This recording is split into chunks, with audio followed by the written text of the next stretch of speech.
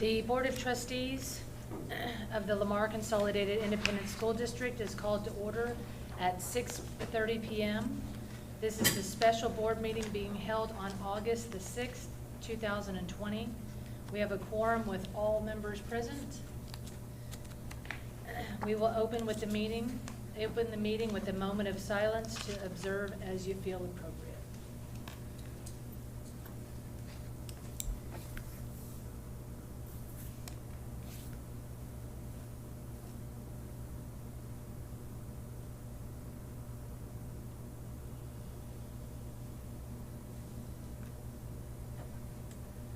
Okay, please stand and join me for the Pledge of Allegiance and the pledge to the Texas flag. I pledge allegiance to the flag of the United States of America and to the republic for which it stands, one nation, under God, indivisible, with liberty and justice for all.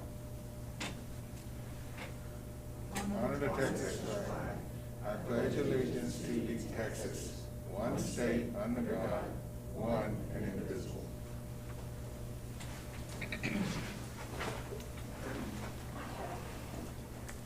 Dr. Randall, are there any introductions? We do not have any introductions tonight, Madam President. Okay. Mrs. Vosick, are there any audience to patrons? There are none. Okay. Moving right along. At this time, we will open the public hearing on the bond referendum recommendations at 6:31 p.m. We will first have a presentation.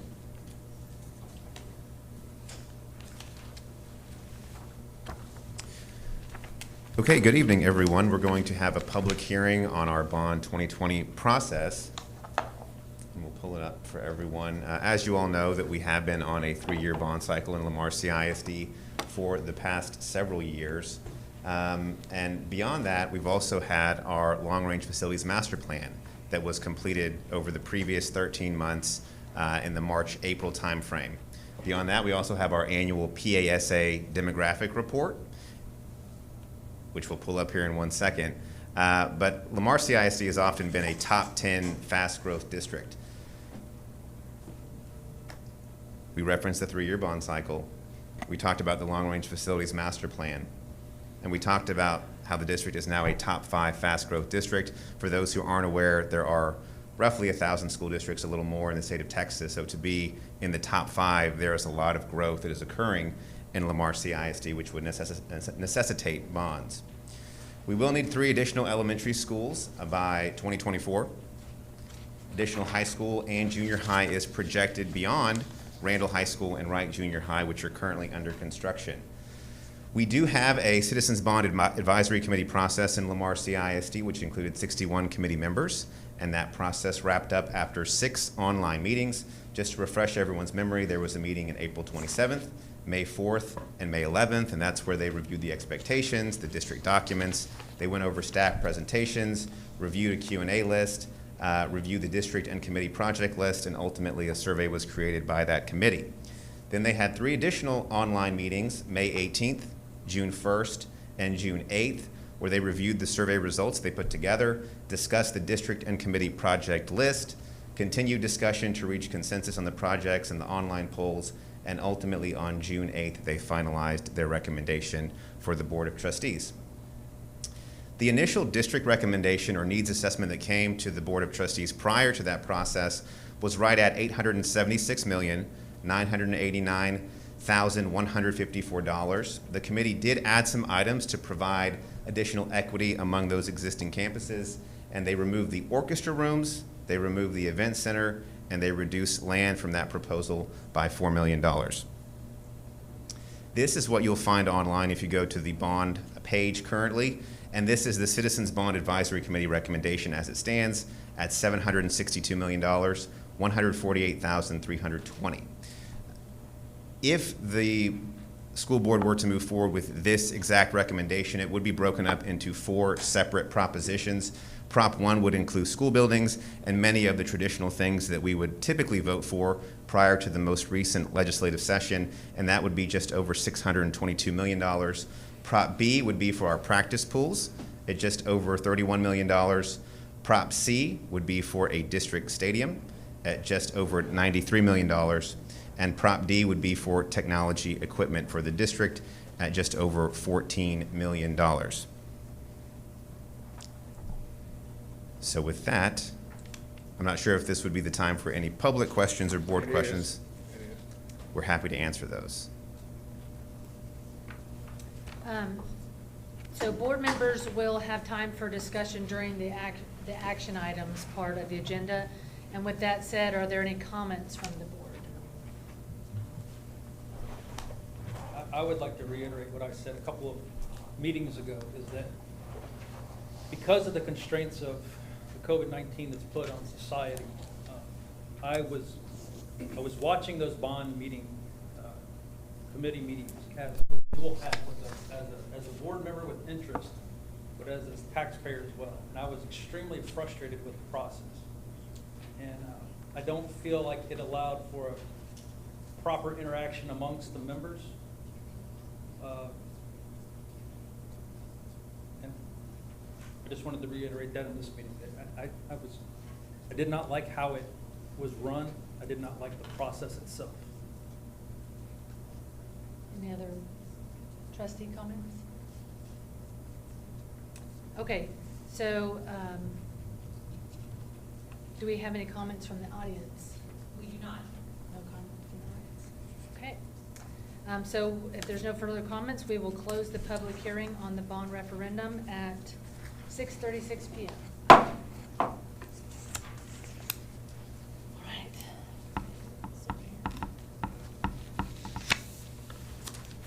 So at this time, we will establish a consent agenda.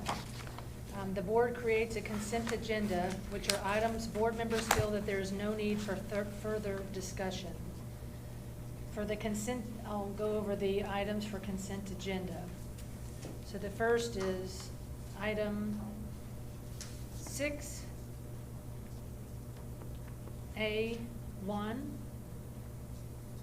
6A2. Do we have a presentation on any of that? We do coming up. So do we? Not on the first two. We don't have it on the optional questions. Okay. I'd like. Did you want to pull that? I'd like to pull both 1 and 2. Pull both? Oh, okay. Yeah. I think the contract for number 2 is we're required to discuss the progress, from what I read. So I think it has to be pulled. On which one? I'm sorry. On number 2, but I'd also look at, ask a question on 6A1. So Okay, 6A1, so- 6A2. Okay, we will pull both of those. Okay, and then we are going to pull B1 and B2. I think we should just list it all. And then B3. We need to discuss it. Okay, we will pull all of them. So then we have no consent agenda, correct? That's correct. All right. So we don't need to approve anything. So we go ahead and start with item A1. Madam President, we ask, Actually, we're going to start with B1, I'm sorry, right? no, A1. We will start A1, even yes. though, okay. Yes. Okay. We ask that the Board of Trustees approve a partnership agreement and memorandum of understanding with Texas A&M University for Advised Texas Program and Lamar CISD.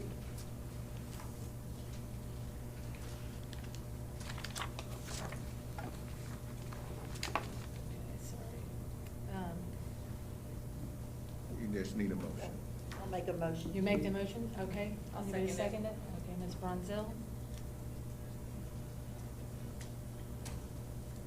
Discussion time. Any, Yes. any Yeah, questions?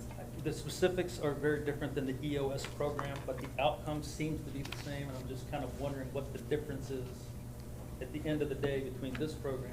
I think it's a good program. I'm just curious, what's the difference between this program and the EOS program that we approved recently? It seems like the idea is to increase the college-going rate to diversify the number of colleges or the specific colleges to which applicants are applying in high school. So can you speak about this program compared to the EOS? The specific differences of that has to do with the scheduling of classes, I would say. When you start looking at the EOS program, I think the biggest difference is looking at underrepresented kids in specific classes and creating a pathway so that they are in challenging classes that will end up in college entrance. This program is navigating kids into college and the FAFSAs, scholarships, and those types of things, which is separate from EOS, and EOS does not get into that. This will work with our college career facilitators as well as our school counselors. And in this particular instance, the contract is with Texas A&M, where they have kids that have just graduated from school, and they will spend a year basically working as college and career facilitators. So the kids are actually dealing with someone who just went through all of that. And there's a lot of rich discussion that occurs, especially with those kids, and it's funding at both Lamar and Terry. Any other questions? I just have a little bit more of a confusion because in the last 2 meetings or so, we've been approving various programs to help students go to college or prepare for college. And when I read this, it seems like it crosses over. Is there any way we can get a list of all the different ones that we have approved that pertain to getting them ready for college? Well, sure. I think I'd like to see that. How many have we approved as a whole and what their purpose was? Okay. Do that? Okay. Does that need to be an information item for the next? It doesn't have to. We can, because there are really only 2 of them that we've done, so. That you can just send it to us. Yeah, Yes. it's just, You it's just just want it a to be request emailed? to send it to the board. No rush. I think they're ready for the vote. Okay. Does anybody like to make a motion? They already have. It's already, oh, yes. Yeah, just. All in vote. favor? Right. Okay, all in favor, raise your hand, say aye, please. Aye. Any opposed? None opposed, motion passes. Okay.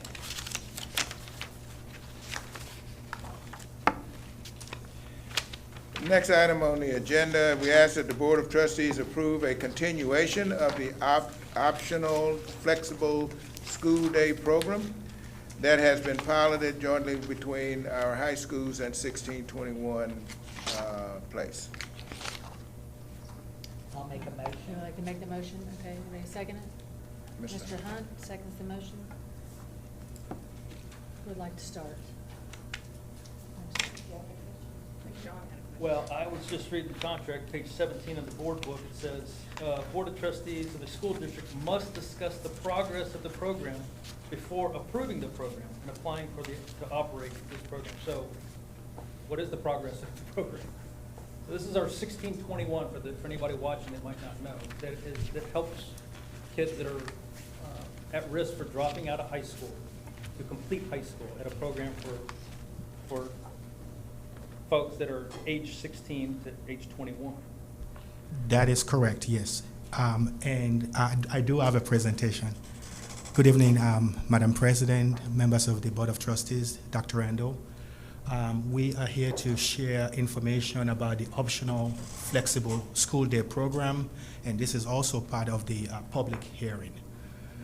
So at 1621, we actually have 3 programs.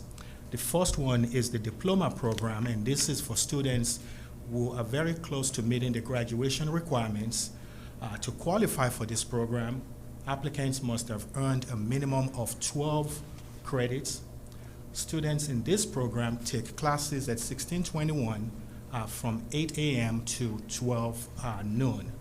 And they do not have any classes at their home campus. Most of the time, the students will take classes in the morning and then go to work, or they could go on with their day. We also have the rebound program, and these are for students that would attend their home campus in the morning, and then they would attend classes at 1621 in the afternoon from 12:30 p.m. to about 3:30 p.m. To qualify for this program, applicants must have earned a minimum of 6 credits. This option is great for students who would still like to participate in on-campus activity or still have contact with their home campus, but also would like to continue and complete their graduation requirements and stay on track. This program is open to students in grades 10 through 12. And then specifically, the program that we are highlighting tonight is the night school program.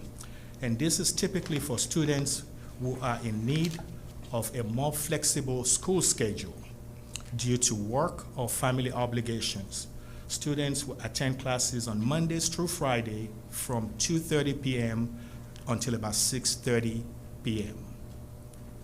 The goal of the 1621 programs is to provide students with a quality opportunity to participate in and complete educational progress towards a high school graduation plan.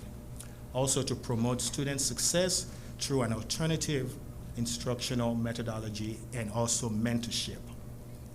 Also to provide students with instruction in the skills necessary to become successful and an integral member of the community that we serve. And finally, and actually the most important one, is to prepare students for post-secondary educational opportunities.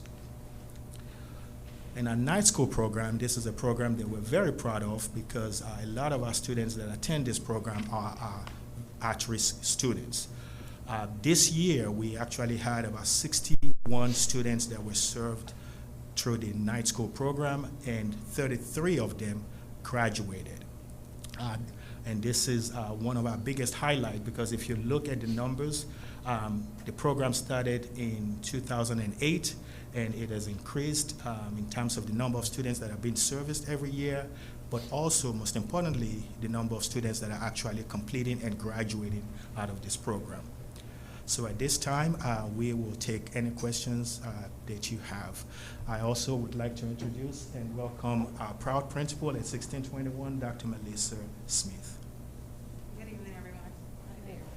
I have a question. Are these students also going to have the opportunity to go virtual, or did they have to show up in person to 1621 to do the program? Yes, ma'am. Both. So they're getting the same they can opportunities as everybody Yes, else? they could Okay. choose to go virtual, or they could choose to come on campus. Okay. Could you talk a little bit about how a student would get into the program? Because I understand that there's a waiting list, is that correct? Yeah, so we have streamlined the process between last year and this year. We've created a form space. Go ahead and speak into Oh, the I'm mic sorry. so that everybody else can hear you. Okay, so we have streamlined the process over the past year to make it easier for counselors to submit applications for their students. So if a counselor sees a need, they bring the student in, parents can request it, students can request it, but the counselor at each campus submits the application through FormSpace. It comes directly to me, and then we respond within 48 hours. If there's a seat available immediately, then we typically alert the counselor, speak to the parent, and bring them in for orientation. So right now, we have 72 students already ready to go for this upcoming school year. Now, let me ask, if there was a student that would normally qualify for the morning session, but it was full, but there was a spot in the evening at night school, would that student be allowed to fill that spot in the evening? Yes, sir, and that happens often. We have students who have decided to switch from, they were in the rebound program originally. Now they've decided instead of going to campus, they would just rather do traditional diploma program or the night school program. So yes, we do allow that switching between programs. And we've also added another teacher this year, so we're very excited to be able to welcome in even more students and support them in their journey toward getting a diploma. And I think what I like about it is that you see throughout the year that once they finish their program, they graduate. They don't have to wait till the end. So all year long, I see so-and-so is now graduated, and that's exciting. We try to celebrate those milestones, and we work Everybody very needs closely it. with the campuses and take pictures and post them on social media so they get that same recognition as everyone else. And I appreciate it.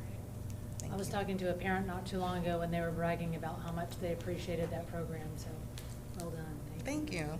Thank you. We're very excited about the growth and about the future as well. All right, thank you. Thank you. Do what? So whenever y'all are through. You go ahead. Okay. I'm going to go to each group. The 8th grade through the 12th. Is that correct in that diploma? No, so this is only for our high school students. You have to be an Okay, I elite. wrote down 8 through 12, I guess I got that wrong. It's okay. 10 through 12. So it's 10, it's 10 The or 9? diploma program is the 10th through 12th. 10 through 12, not 8 through Diploma. Because you have to have 6 credits in order for you to. Okay, Right. okay. The That kind diploma of threw me off program- when I wrote it down. Those kids have Right. the most credits.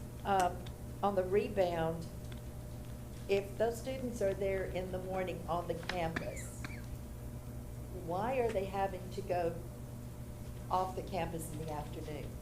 So at 1621, we use Edgenuity all the way through. At the traditional campus, the students are in classes. So they take between 3 and 4 traditional classes with the face-to-face teacher.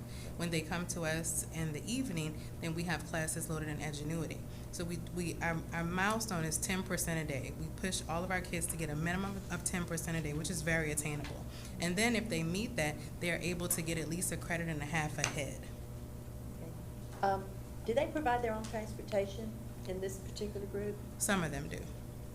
Some. I mean, do we accommodate them if they don't have a way to get to the 1621 group? We do have district transportation from some of the schools, but the schools that are further out do not, because it would take them too long. They would be on the bus for too long to get to 1621. Okay, so if they live too far out, it's up to them to find a way to get to the 1621 in the afternoon. Yes, ma'am, at 12 o'clock, they typically carpool. Transportation has never been an issue for Okay. our kids. They get there and they bring their lunch, they get in and get right to work.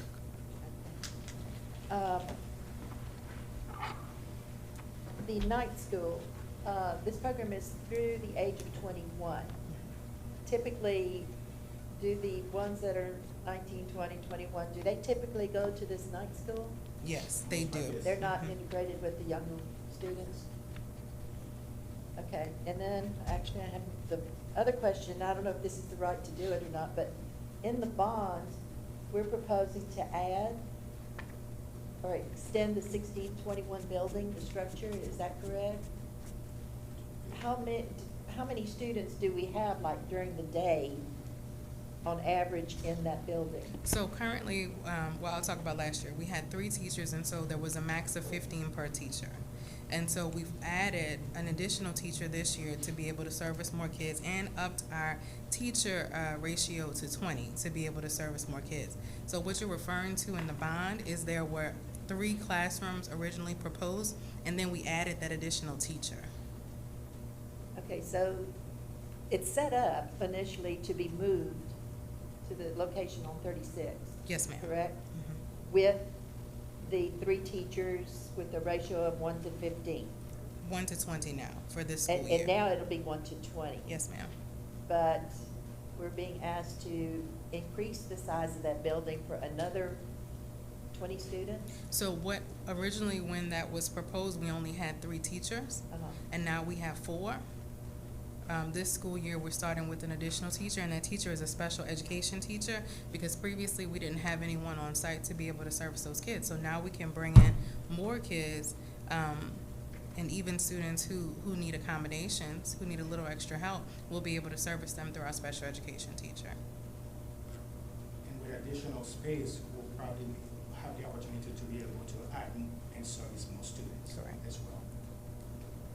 Okay, now you've got me curious about the special ed part of this. I think this is the first time I've heard that special ed students would be going to 1621 also. That has been done before? In special cases, yes. It's an art committee decision, so we've gone to art and talked about some special circumstances. You know, some students who, say, for example, didn't do well on a larger campus because they didn't do well around so many people. They do much better in our 1621 setting because it's a much smaller setting. They can work one-on-one with the teacher, and they've been very successful there. So of those 3 teachers, one of them was a special ed teacher? No, ma'am. Our new teacher this year that we just received, she's our special education teacher. So now we have all 4 content areas and a special education teacher. As of right now, correct me if I'm wrong, I walked through the building with you a while ago, so I know this part's right. We are renting space in a shopping center, That's correct. and the capacity there is what, at any one time? For 15 students per teacher. 15 students, and there's 3 teachers. Correct. Okay, so we are currently building a new facility for 1621 that will be off of Highway 36 in Rosenberg. Correct. And from what I understand, I think I asked Dr. Randall this question, that's already underway from the 2017 bond.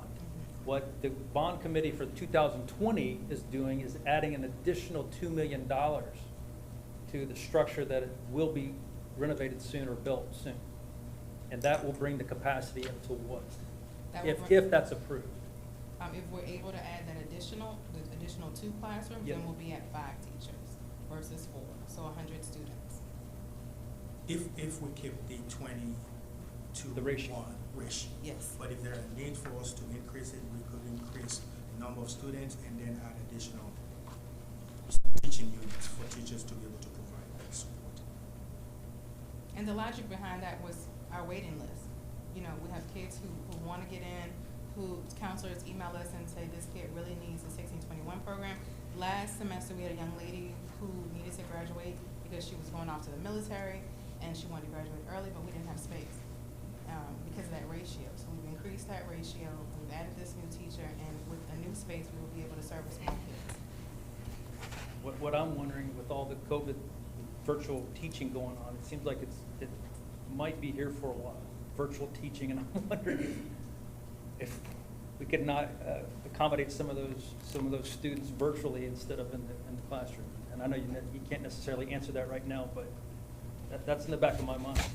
We actually have students that are choosing to be on campus even now, that are already registered that they will select the on-campus instruction. Just because they prefer that environment and they like the on-time support that they're getting from a teacher being present. So that $2 million that's in the bond proposal that we're gonna discuss later, that's just for 1 additional classroom? 2. 2 classrooms.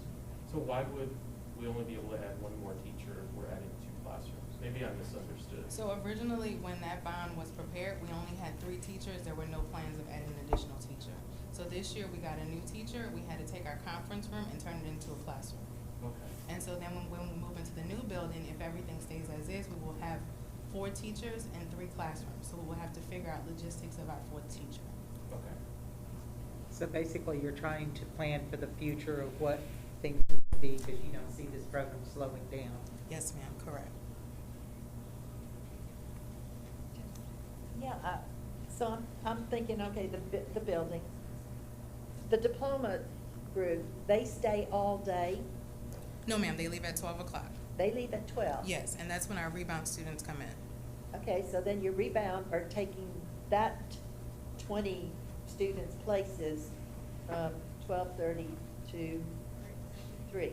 Right, so we anticipate 80 in the morning from 8 to 12, and then another 80 coming in from 12 to 3:30. And that's what y'all are basically servicing now. Yes, ma'am. And then, of course, the ones in the evening, I guess they wouldn't really count, but how many do y'all average for that? Currently, we have 24. We graduated 33 from the numbers I've seen. Okay, Yes, ma'am. I'm sorry, That's okay. I wrote it down too. So, well, there again, I guess, is this more for the bond to discuss about adding the space and No, everything? this is 'Cause I don't wanna, this is not the time. Well, if it's, Actually, if you've got questions for them, specific, but you will be discussing the bond issue where you'll, I'm just trying to understand if they service 80 students in the morning and 80 students in the afternoon in the facility they have, the new facility, did we set it up to accommodate that? We didn't give it any extra space anywhere? That we're having to come back right away and say we need to increase? that's Is that? that's accurate. That was done several years ago. I Yeah. wasn't here then, and the numbers were only 15 per teacher, but the space that we have right now can accommodate 20 easily. So we've just upped it by 5, you know, just to be able to service more kids, but adding that additional teacher is just phenomenal. You know, we'll be able to service more kids, but we'll go into the new building and really go to a space that's more up to date, yes, but we'll only have 3 classrooms. The short answer to that probably is that as we've grown, and as times have changed, we have more and more kids who want this alternative route. We've got kids that are making the decision, like was mentioned earlier, to just graduate early and go off to college or go off and do other things.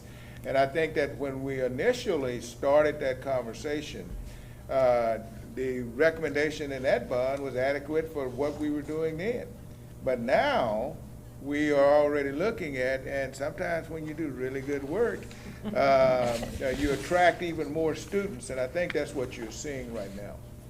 What about the idea that the space next door, that will be the ALC Center, if I remember correctly, will be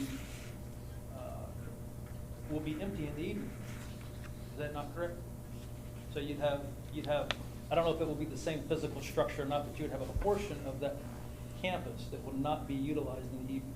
After 4 o'clock, correct? After 4 o'clock. Right, but our night school kids start coming in at 2:30, so we kind of start opening up to those who've gotten off from work, who want to come in a little early to get some work done, or they have children, so they may need to leave a little early.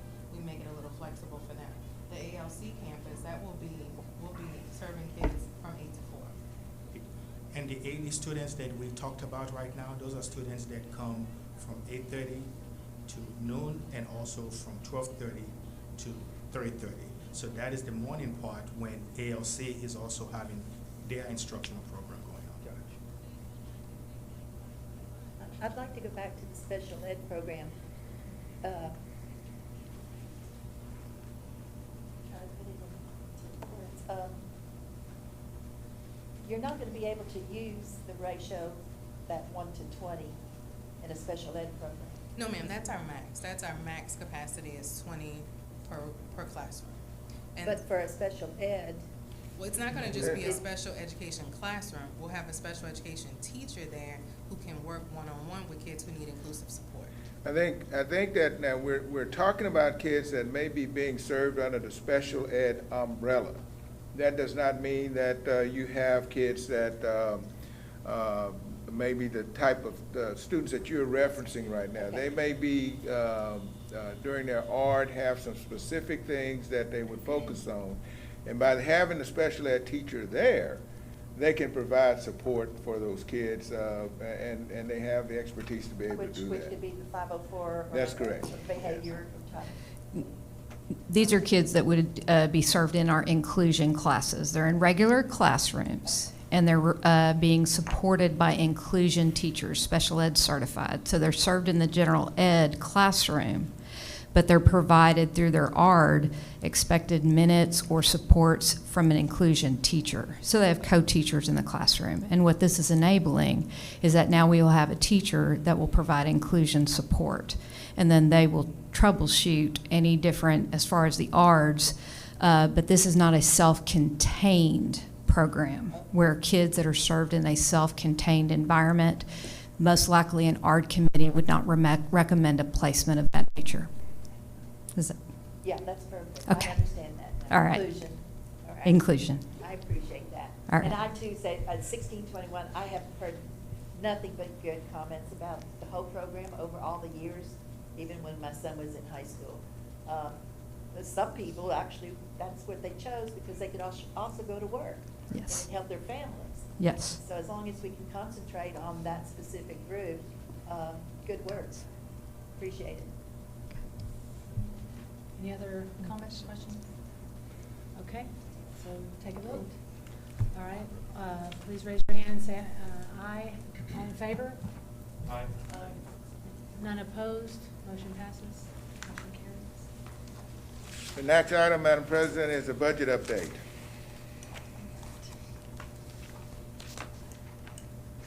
So we will now have a presentation. Yes, she's working her way Oh, up I here. see her now. over there, okay. Just- I couldn't see you behind the podium, She sorry. didn't run away. She's sleeping in. I'm trying to get out from under all the piles of paper I had on my lap. All right. Well, good evening. We are here for Workshop 2 for the 2020-21 budget. I'd like to start by covering our agenda for tonight. First of all, I'm going to do a budget update for the general fund, the debt service fund, and the child nutrition fund. Those are the three of all of our funds that the Board of Trustees has to officially adopt a budget for. And then we're going to cover some truth and taxation requirements.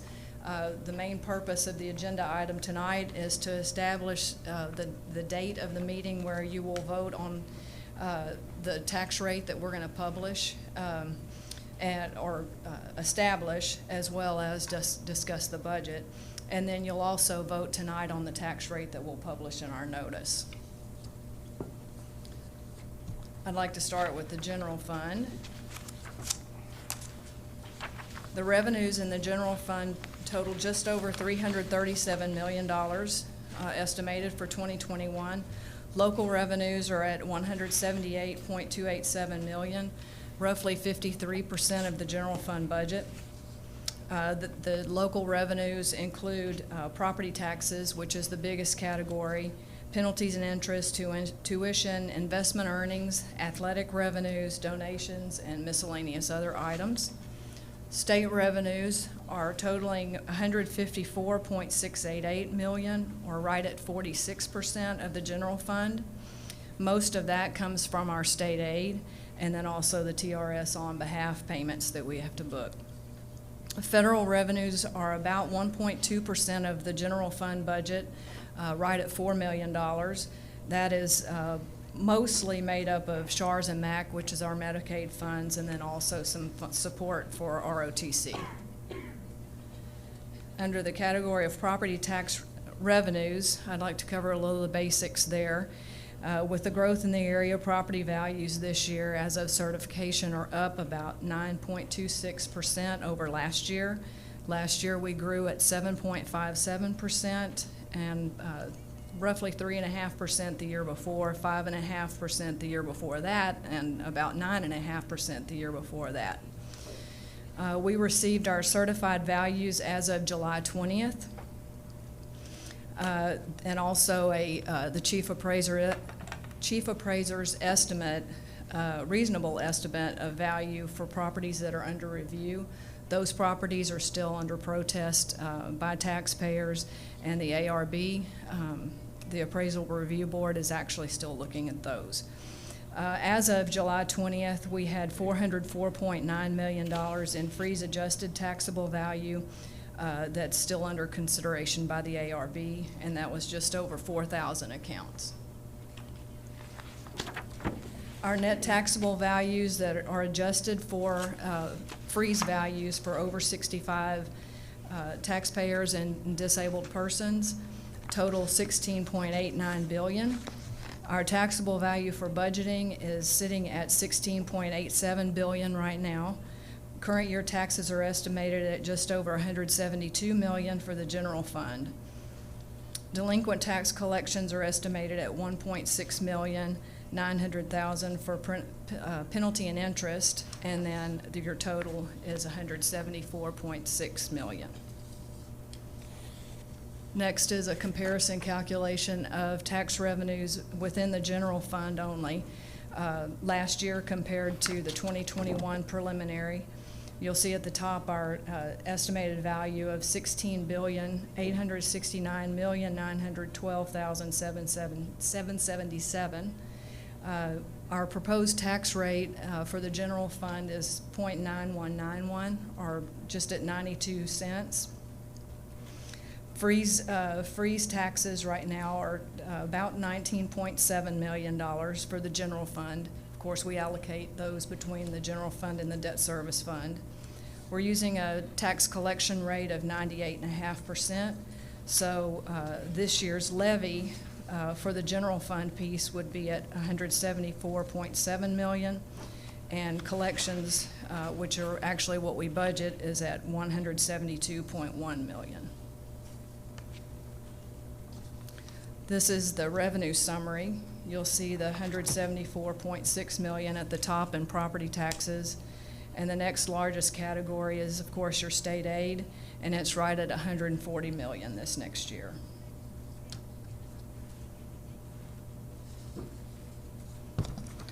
Since the first workshop, we had a net increase in revenues of right at $1.1 million. I'd like to cover what what netted together to get to the $1 million. We had a decrease in property tax revenues at net due to the certification of values. The increase in property values from the 6.08% that we used at the first meeting to the 9.26% growth that we're estimating or based on certified values. Taxes increased by $4.3 million. And that's netted against the fact that we've now got our maximum compressed rate, which I talked about at the last meeting. It's established by the TEA, and it's based on our property value growth, and it's used in the state funding formula. So we actually lost tax revenue due to the decrease in the tax rate, but that's a favorable impact on our taxpayers because our tax rate dropped significantly due to the compression. So tax revenues there decreased by $5 million. So the net there is the $728,915. You'll see there in the middle of the page, the way the compression of the tax rate works is if our district's value growth is greater than the 4% that the state used in their modeling of state aid for schools, if our value increase is greater than the 4%, and the amount that it's greater than the 4% causes additional compression of our tax rate. So the more our values grow, the more compressed our tax rate, or the lower our MCR gets.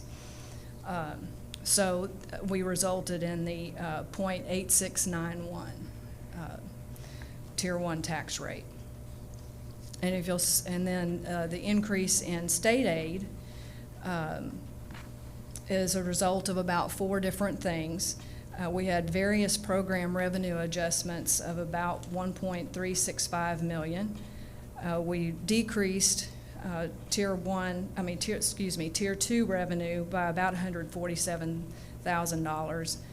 The MCR brought us, and of course, when your local property taxes decrease, the state makes it up to a certain degree. So due to the change in the MCR, we gained about $5.4 million. But then when you make the same adjustment in another piece of the formula, you lose $4.8 million due to adjusting the comptroller's value that's used in the funding formula. So moving on to the expenditure side. As typical, you'll see that the payroll and benefits costs are the biggest portion of our budget. Our total is $337,010,761. The bulk of it being payroll costs at $282.4 million, roughly. Professional and contracted costs, which also includes utilities and things like that, is right at $29 million.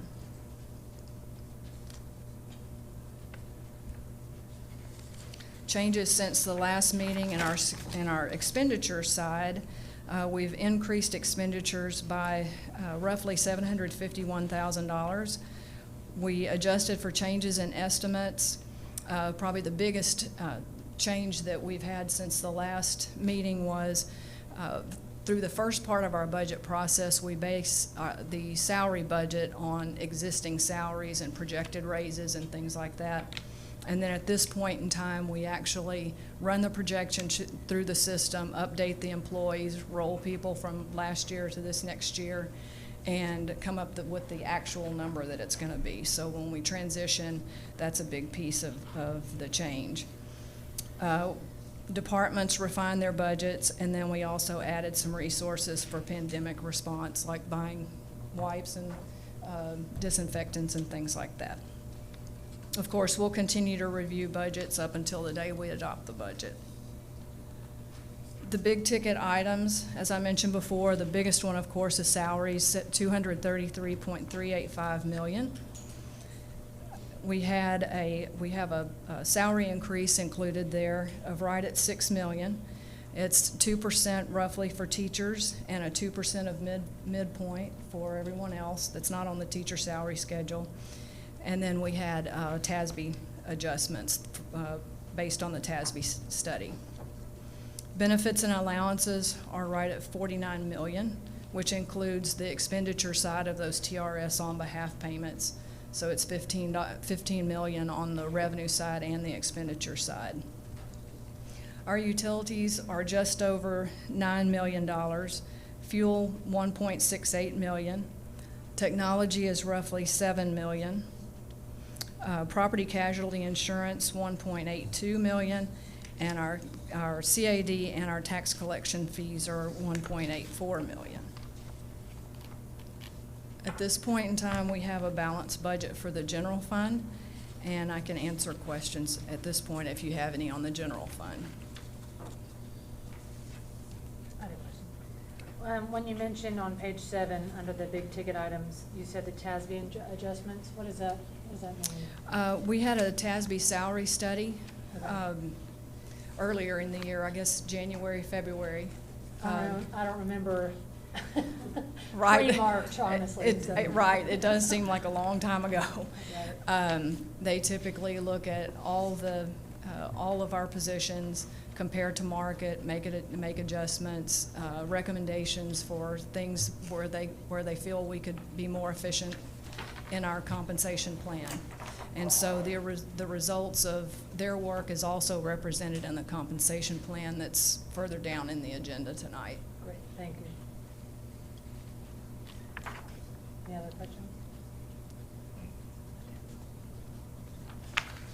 All right. Now I'll move on to debt service.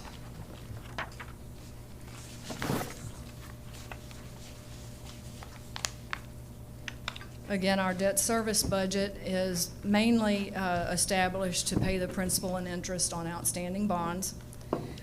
Our revenue sources total $78.237 million. Of course, predominantly that's made up of property taxes, both current and delinquent taxes. We're estimating about $66 million this year. It's made up of $65.54 million at the 98.5% rate in regular property taxes, and then delinquent taxes at $550,000. We're estimating some interest that we can either transfer or over, interest that's already sitting in that fund, or interest that's generated on the fund balance in that fund, totaling $11 million. And then also we're still receiving some hold harmless aid from the state of $1.1 million. Our estimates have a potential drawdown of about $420,000 on the debt service budget, but typically collection rates are higher, and so we don't really expect that to happen, but it is there. We have expenditures budgeted at $78.65 million. That's made up of principal and interest of $78.572 million, and then paying agent and other fees at $85,000. Just a refresher, our 1920 tax rate for the debt service only is 35 cents. We are estimating that that's the rate that we'll need this next year as well, so no change in the tax rate, the INS tax rate. Any questions on debt service? John? I know that the current bond is not part of that, but what would that do if we add over $700 million to this amount? We have, I've got some calculations on that.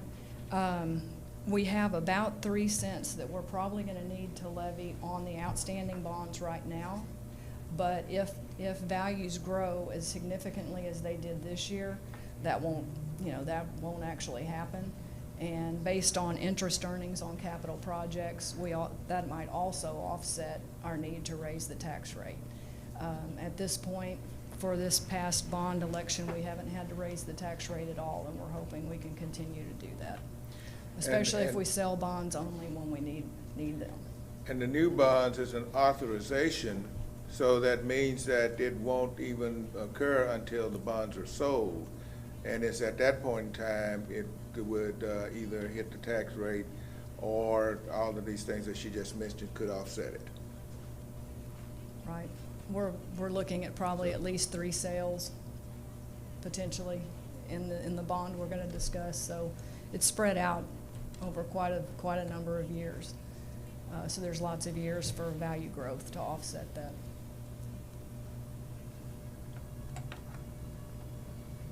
Any other questions?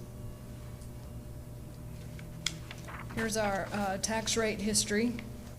We went from $1.36 combined tax rate in 2010 up to $1.39 and stayed there for quite some time. And then this current year, we dropped about 7 cents to $1.32, and then we'll be dropping roughly 5 cents to $1.27, 1.2691, based on current projections.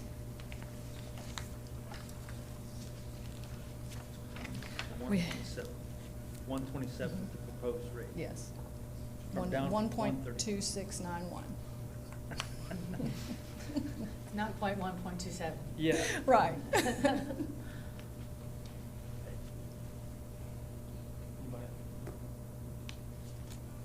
I am a low tax person, as I think everybody in this room knows, so I would have a hard time in the future voting to increase the tax rate for Lamar CISD as a board member. So you think this is obviously a comfortable rate to go down to? We balance a lot of things when we propose a tax rate, most of it being we tax at what we need. There's also truth in taxation parameters like our rollback rate and stuff that we have to stay within. So it's really a combination of things.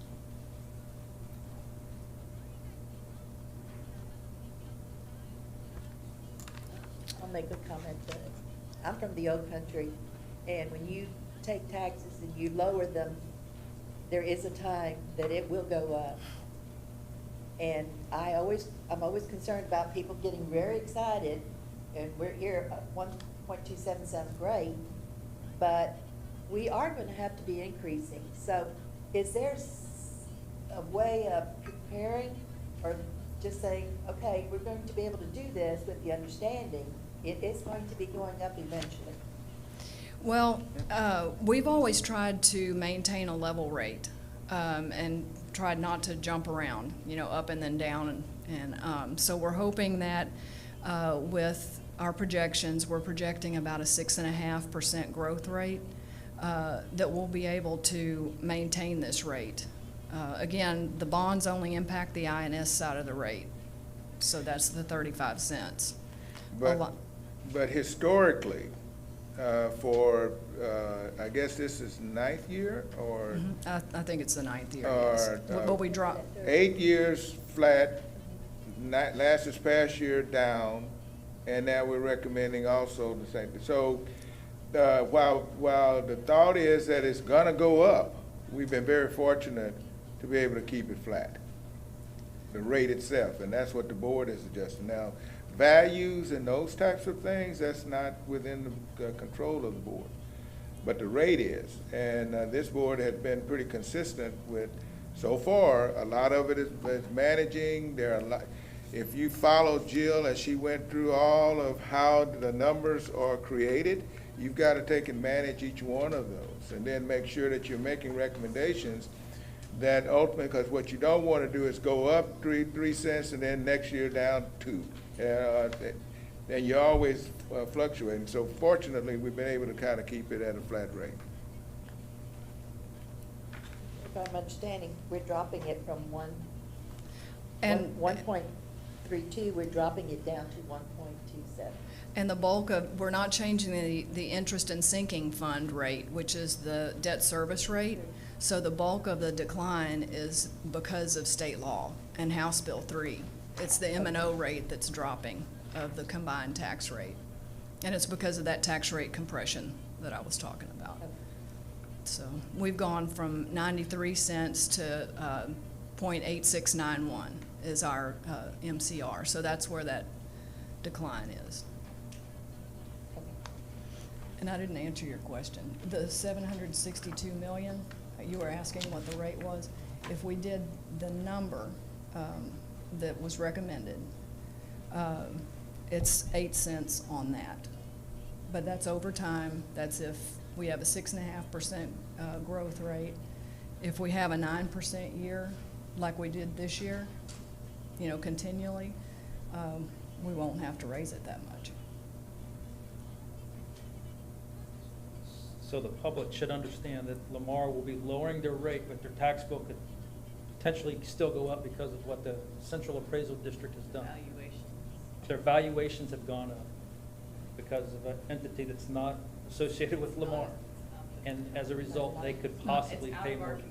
That's a Out true of our statement control. as well, yes. Values are, we cannot control values. control the So we values. can keep our tax rate the same, but their tax amount can still go up because of their values.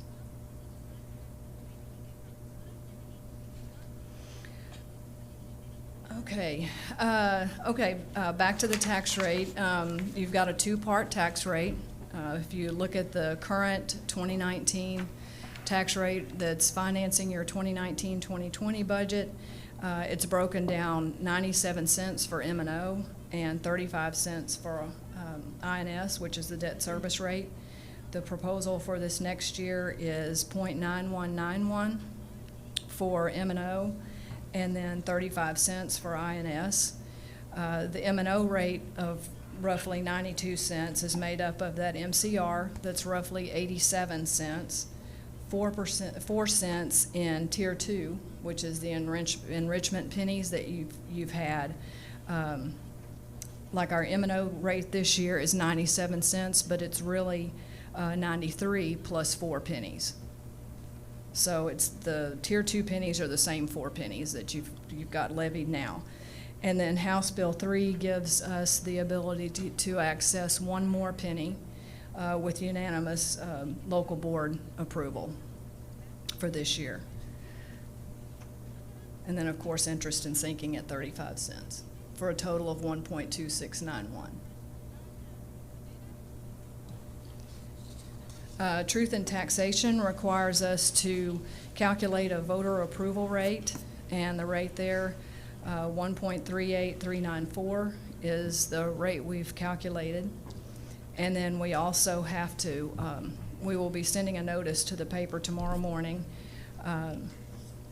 with the next 2 items on it. Tonight we need to vote on a proposed tax rate to publish in that notice. The rate that we publish can go down without republishing, but if we decide to increase over what we publish, then we'd have to start over again with our notice requirements. And then also, we'd like to establish August 20th as the date for the public meeting to discuss and/or adopt the budget and proposed tax rate. Any questions on tax rate? Okay. Yep, would you go over the M&O is The point- .9191. Yes, INS is .35. yes. And so the total is 1.2691. Okay.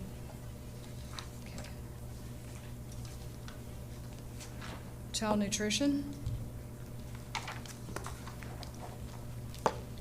This is a balanced fund, and it's pretty much self-sustaining. It is separate from the general fund.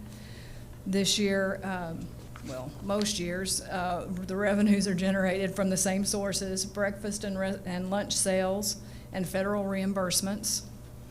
The expenditures are typical: your salaries and benefits, food costs, supply costs, and capital outlay. Here is a breakdown of that: 7.4 million relating to payroll and benefit costs, and about 8.9 million in supplies and materials. So you'll see those are the 2 big categories of expenses. So that total is $16,671,749. And here are 2 action items to vote on: the meeting date and the tax rate. Any discussion? Just a quick question, just to clarify for me, the federal reimbursements under that supplies and materials, is that the food programs?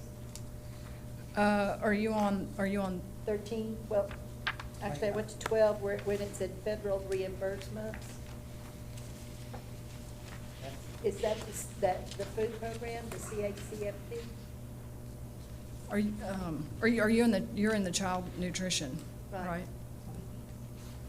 Under supplies and materials. Where do I we must get our not be on the same reimbursement for the page. food, I guess is what I'm saying. Are you on this last page? Page 13? Well, that would be. What I've got's not numbered, so that's why I'm having a hard time finding That would where you be are.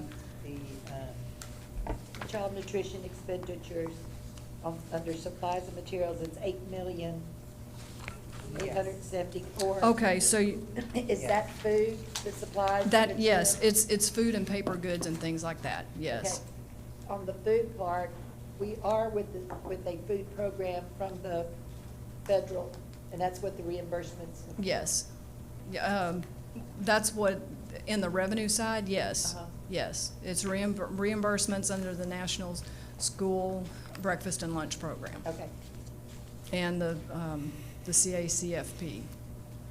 I think I have that acronym right, I'm not really sure. But that's what, yeah, CACFP, yeah. Yes. So that is the federal, excuse me, the reimbursements is from those two programs. Yes. Oh, So yes, from here's the queen of child nutrition. the National School Lunch Program, the School Breakfast Program, and a small amount from the CACFP, which is a snack program that we do at some of the schools. Okay, so it's these, that's what covers the federal? Yes. Okay. I appreciate that, thank you. Any other questions from the board? you're staying up night. Always is. We're asking that the Board of Trustees approve August 20, 2020 as the date for the public meeting to discuss budget and the proposed tax rate. I'll make the motion. Second? I'll second. Mr. Welch? Okay. So, all in favor, raise your hand, please, and say aye. None opposed, motion carries. The next item, we ask that the Board of Trustees approve the tax rate to be published in the newspaper and the notice of public meeting to discuss budget and proposed tax rate.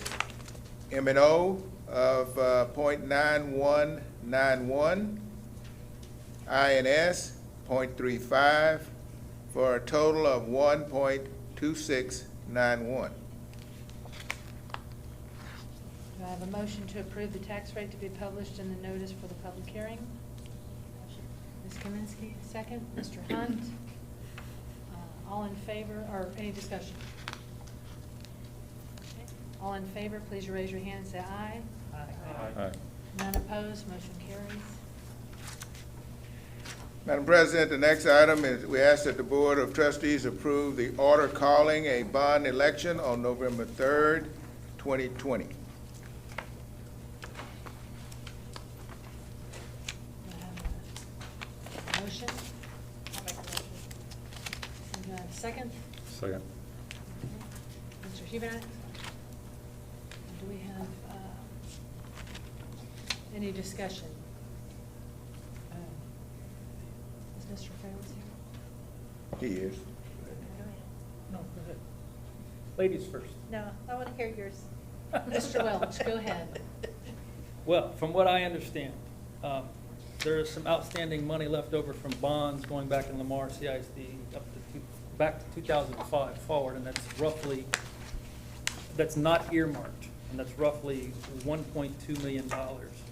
So what I have given all of you is a spreadsheet that I made up myself of some possible items we could remove from priority one items that are in this book that make up the dollar amount that we could remove and use that past bond money to still fulfill.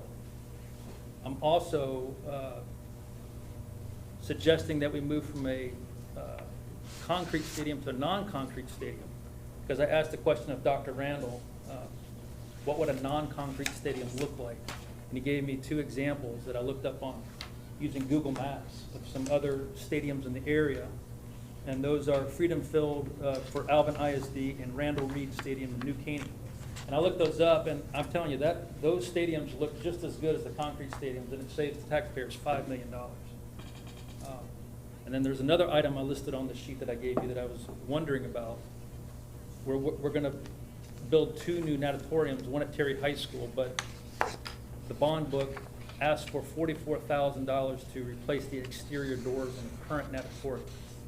So I want some clarification of why we're gonna spend $44,000 to repair those doors and then tear the whole structure down within 2-3 years and have a new natatorium. Where do we start?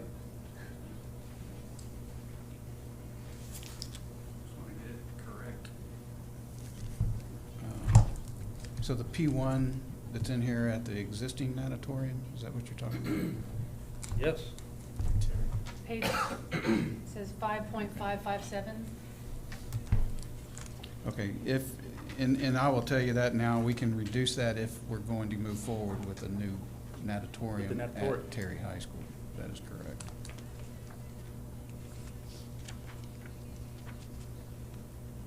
Wait, what, I'm sorry, I missed that. It's only gonna be needed if we don't, yeah. Okay. So they're both in the bond at this time? Proposal or not? That's what I'm checking. Okay. Can I ask a question of you in the meantime? Of me? Well, this recommendation we're discussing is strictly the date to have the election? But we have to. No, no, no, clear no, what it- Approval of this would be exactly what would be in the bond. You're calling the I'm election not finding it. as well as what is in the bond. Because by law, you have to be very, if you notice, this is the first year that we've had to do propositions. So you've got Proposition A and then Proposition B, and then those numbers have to also match up because that's what's published in the election order. So yes, you would be calling for a bond, and you would also be identifying what is in the bond. So if we had concerns or questions, now's the time to Now's bring the it time. up. This is it. Without a doubt. Is it? Do you want to add or subtract? So what I proposed in this document would save the taxpayers $6 million. Mr. Welch, the $44,000 from the natatorium is not in the recommendation. It's not in the recommendation. No, sir. Because remember, since that book came out, we've had several updates, and some of those updates enrolling in certain issues, some were taken out. Somebody So, beat you to it. In the proposal to rebuild the natatorium, then this already been pulled out. So that takes care of $44,000. There you go. Well Yes, done. sir. Anyway, my proposal would save, if I understand the past bond and how all that works, would save $6 million, if my colleagues agree. And So- maybe not these exact items, because I think there's certain things that can only be spent on certain. Well, that's where I was going with that, so. But there's plenty in this book that could possibly be, replace the items that I've listed, is what I'm getting at. In other words, let me say it like this. If there's $1.2 million outstanding from bonds in this district since 2005, let's use those items to repair some of the current buildings and facilities and reduce that amount from this public bond.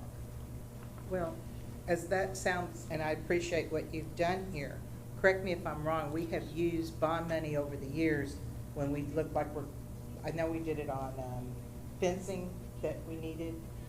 Did we use bond money when we helped kind of finish up the baseball fields at Terry? So over the years, the board has seen where not enough bond money was there. Did we use bond money to help finish the, over at Lamar, the press box? Yes, ma'am. So we've kind of, over the years, had a cushion, and I'd hate to get rid of all that cushion if something comes up that we still haven't built in the 2017 bond or even the 2020. So we need to make sure we don't deplete that, because you never know what, we hope that we never have to come across that we have to use that money, but I don't want to use it all or not. Well, my idea would still save $200,000, which is no chump change. No, We're it's talking not, about but people that's paying why for the property I tax. just want to make sure that, well, that we're not hurting the district at the same time. And I think a reminder as you look at bond items is that, to remember, those are estimates. Sure. So where they're not, you can have unforeseens that could come up, and that's why we build in contingencies, but they are estimates. So there is a possibility based on market factors that they could exceed those estimates. Mr. Roll, can you explain that 200,000 part? I didn't follow you. That what part? You said it would save $200,000, taxpayers $200,000. You just said to Kay it would still save us $200,000. Oh, well, there's one, I'm sorry. Yeah, you're right. According to the email exchange I had with Dr. Randall, which I printed for you guys, there's 1.2 million of outstanding, of money that's been authorized in the past. And my Just took proposal out only takes 44. $1 million of that. So it'd still leave A 200,000. cushion, you're saying. Cushion on the table in addition to the additional money that's left in the general fund. I have a question about that. So I know, or as I understand, when we have something in a bond that is voter approved, you can only spend the money towards what it was allocated for or what it was, how does that work? So if we have something or from a previous bond, what are the restrictions on what that can be spent on going forward if we didn't end up using it? Or we had it as a cushion, how does that work? The goal has always been to connect it to whatever project the savings came from. And that's typically, for example, the stadium work that was, I forget which bond issue was for renovation of stadium in that area. So that connected to that. We do not come to the board to do new projects typically out of those bond savings. So that's how it's been done. So correct me if I'm wrong, because we got Jonathan Frails, who knows a whole lot more about this than I do, who can maybe address that. President Williams, Dr. Randall, I'm Jonathan Frails with Bracewell. We serve as your bond counsel. So your prior propositions were all general purpose propositions. So they're good for all authorized public school district purposes that are capital in nature, okay? As Dr. Randall said, when you guys stick very closely to the propositions and the types of projects that you've told the public that you're going to do. And so in spending those funds, you usually utilize them for those purposes and keep those extra funds around to finish out those purposes as time goes on. If you've completed those, you do have some flexibility to use them for other authorized district capital expenditures. But again, usually you're holding, if they're unspent proceeds, and Jill, correct me if I'm wrong on this, if they're unspent proceeds, they're usually targeted for specific projects and they're being held for that purpose generally. Okay, thank you. Sure. So, if we were to vote, we were to approve this bond proposal and the voters were to approve it, we would be approving the authorization for us to then issue bonds. So if we have from the, last three bond cycles, we have money that's left over, and we could use that for some of these bond projects that are in the 2020 bond, we could just not issue some of the bonds in 2020, correct? Okay, I'm getting nods from Mr. Frog. Yes, but there's some additional strings now because of the new legislation. Okay. Yes, sir. So that was a very good question. As it relates to the prior elections, if you in fact had that money and it became surplus in nature, you would be able to use those to offset these projects and never issue the bonds for those. As it comes to the new projects that we're working on, the legislation SB 30 last session was passed, and it requires these propositions to be broken out. You're much more limited in your ability to move money between propositions when you deal with your new propositions out of this election. So once you've set aside funds for a stadium, for example, it's going to be very difficult to move those funds outside of the stadium. There is a process if your purposes have been completed or they've been abandoned to take action as a board to move some of that money, but you have to say that the project has been completed or it's been abandoned. So when you look at your propositions that you're looking at for this time, your broad general proposition that you have, where you'll have most of your funds listed, you'll have a difficult time ever saying that all of those purposes in the broad proposition have ever been completed. So when you're putting together these numbers today, I wouldn't look at that and say, in the future, I'm going to have the ability to move that into stadiums, performing arts venues, et cetera, that have to be listed elsewhere. They're going to have to kind of stay within that bubble. But with respect to prior bonds, to the extent you have other money available that's surplus, that you've completed the other projects you work on, yes, you're absolutely right. You don't have to issue debt for that. You can utilize those for those projects. It's just now going forward. That's right. And we do have some, there's some arcane tax rules that we have to look at and make sure that the useful life fits within the requirements, but ultimately, yes. Thank you. Would you give us a rundown again between the non-concrete and the concrete stadium? Because you gave us update last time too about the differences and some of the costs that both incur over the years. Yes, ma'am. Some of the differences are in the steel structural stadium. What you'll see, and I believe our architect had mentioned as well, that you don't have a solid surface in the stands, so that if it rains, it will drip through to the concrete. And maintenance items, you do have to get a structural engineer to inspect, and then you have to make those changes. A concrete stadium, it is much more relaxed because there's not as many parts to look at and things like that. So that's some of the differences.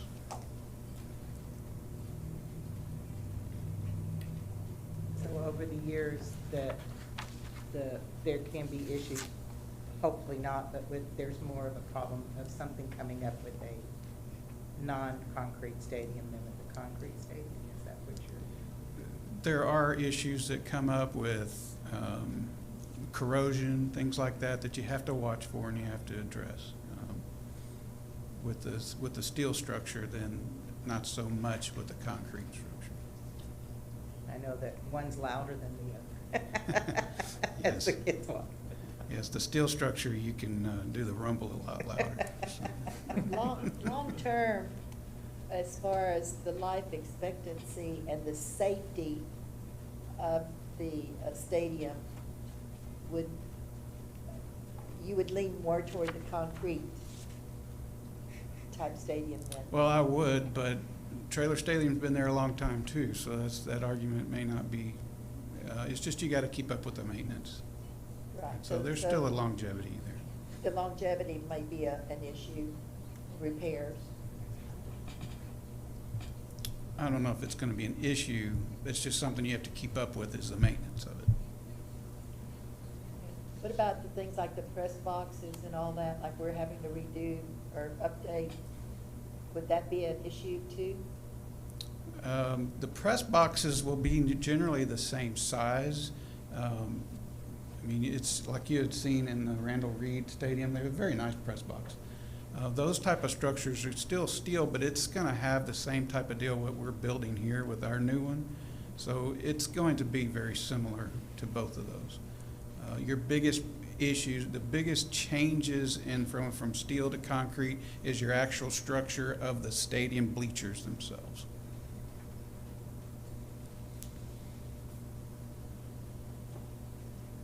So we would potentially save $5 million now, but over the useful life of the stadium, would it cost more than $5 million in order to maintain and to fix it? That's a hard question to answer, but it's if you're looking at 50+ years, you could spend $5 million. Yes, sir. Is there any, we'll talk about the maintenance of a concrete stadium, possibly.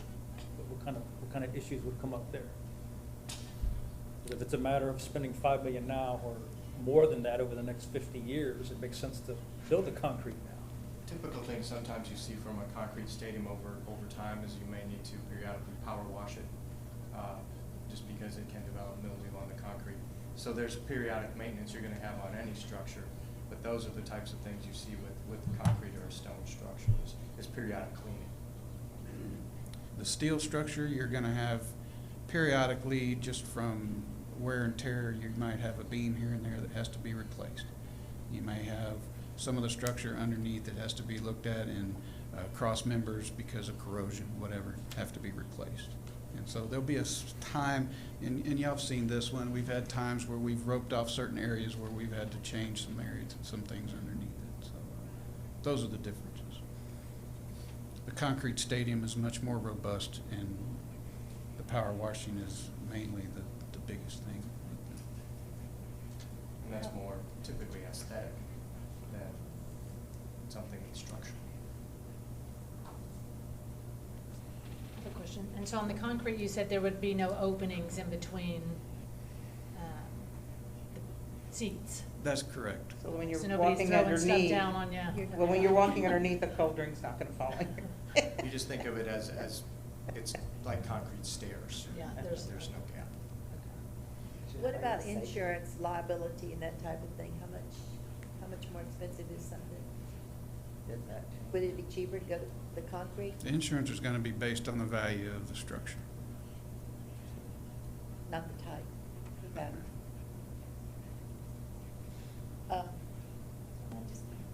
I know we talked about that this is actually gonna be,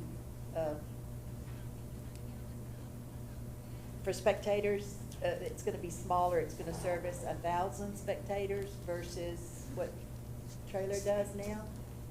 The one, 10,000. Seating is 10,000. Instead of 10,000. And we shared trailer was approximately 10,500. It's 500. okay, I just misread it. It says seating capacity or more than 1,000 spectators. It doesn't, it's No, not that's- specific. Now you're talking about bond issue language, on why it has to be a separate proposition, because it's a stadium to seat more than 1,000. It's two different.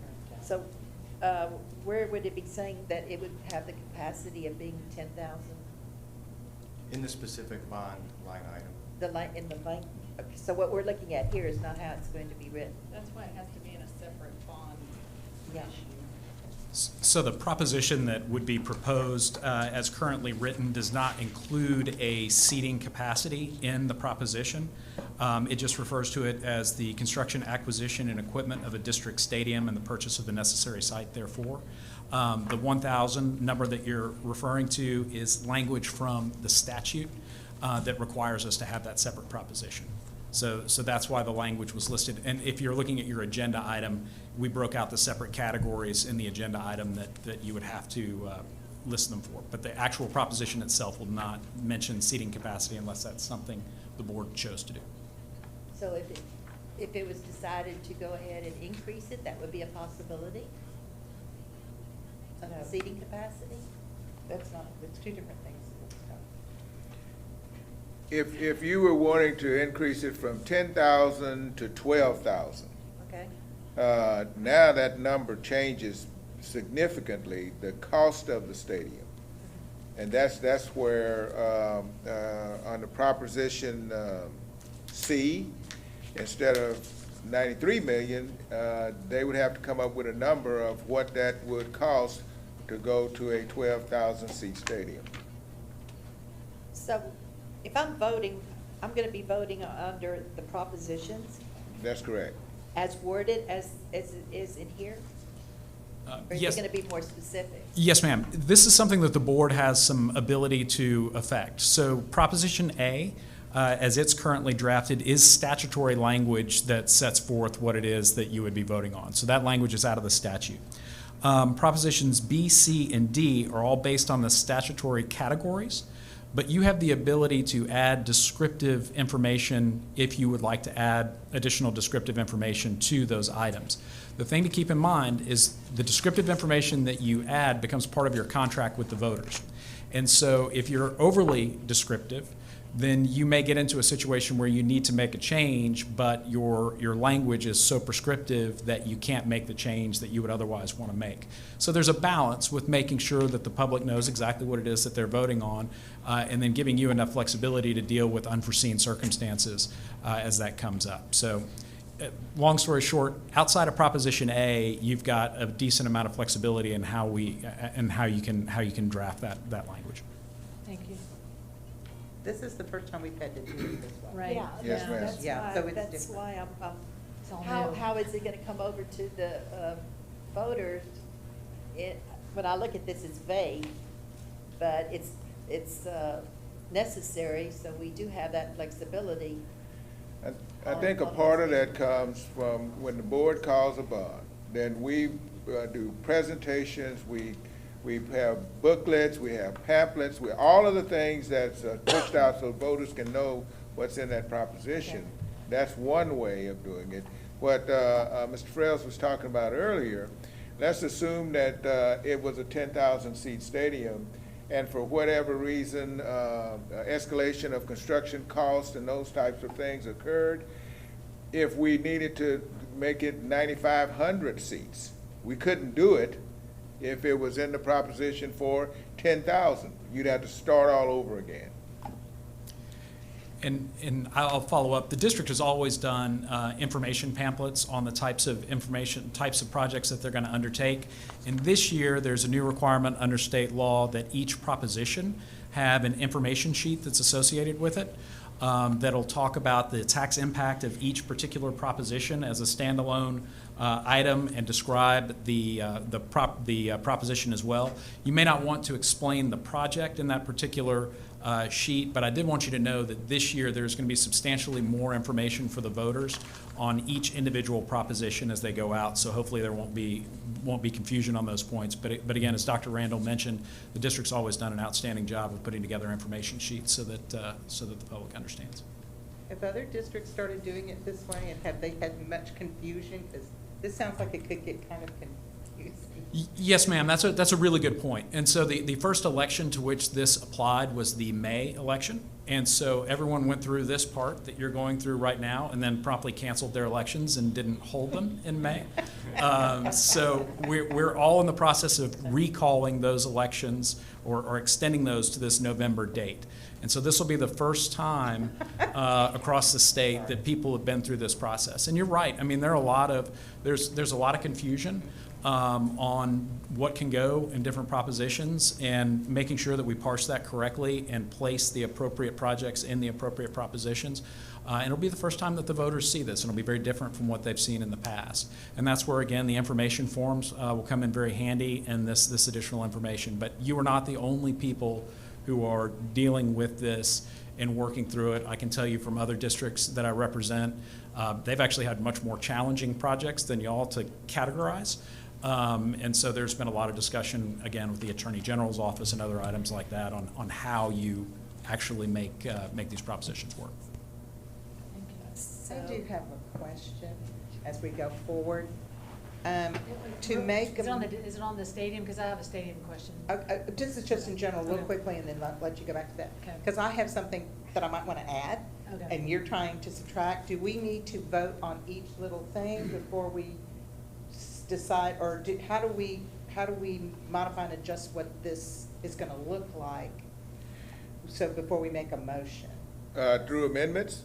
Okay, so we have to make So amendments on each if there's one? something you want to add, then you would have to move to amend the motion. Okay. And then you're just gonna go through that process with whatever it Each one? is. Yes. Okay.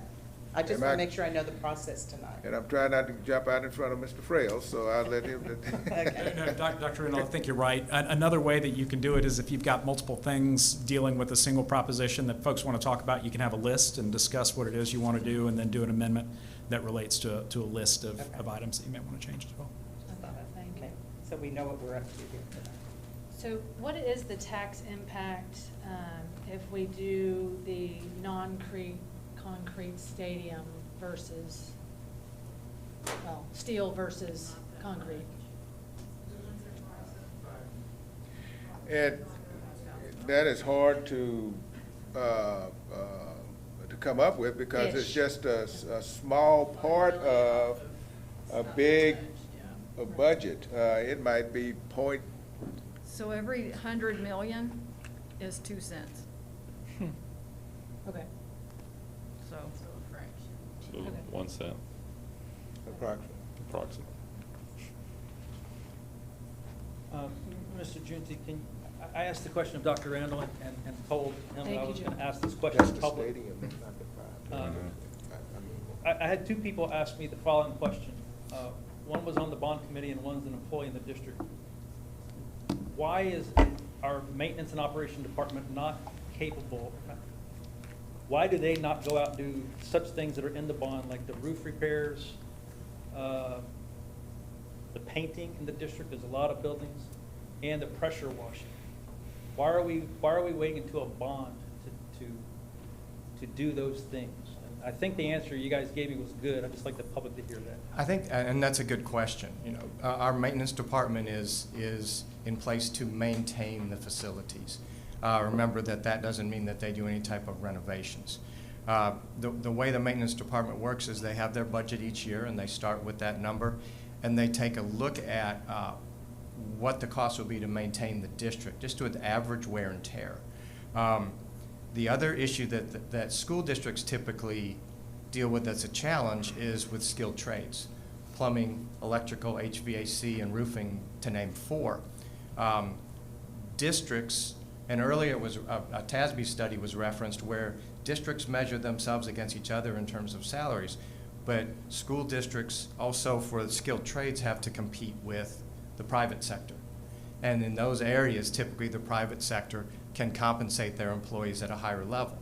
So what then the maintenance department does is they take a look at the cost benefit and do an analysis. Is it more beneficial to raise those salaries and bring in those employees and hire them at a higher rate?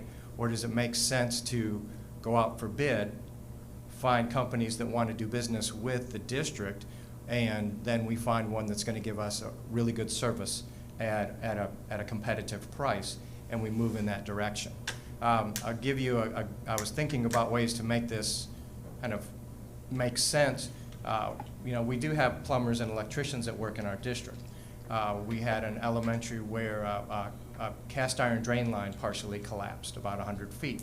So that's a large project, but we need that to maintain and keep the facility running. So we contracted with a group to come in, do that tunneling, and repair that 100 feet of drain line. So that's an example of when you would do something plumbing-wise that's way bigger than something we could do with our in-house staff. So I hope that gives you an idea of there are projects that are just beyond the scope of the employees that we have. And those projects include painting and pressure washing. When we look at, we do pressure wash in the district. We have equipment to do small projects where we do a lot of areas that are visible, the front of schools, things like that, and this is typically the time of the year that we're doing those. But in terms of pressure washing an entire building, that's a very large project, and it takes a lot of man hours, and it pulls our staff where we run a pretty tight ship in terms of our staffing, to where you're having to pull those employees off of other things to maintain the district to pressure wash a building. So that might be the reason why somebody would look at a building and think, why don't they pressure wash that thing already? It might take 2 or 3 years to get the money for it. Or it would take so many man hours, right, that other things, we have to make a choice each day on what we're going to go and maintain and fix. We want to fix everything. Right. Does that help? Oh, that's very good. Clear, okay. Good explanation. Thank you. Thank you. Joey, I have questions, whenever my turn comes. Well, do we want to kind of take it proposition Dependent. by proposition, like kind of go in the order if we have questions or motions? Do we want to do that?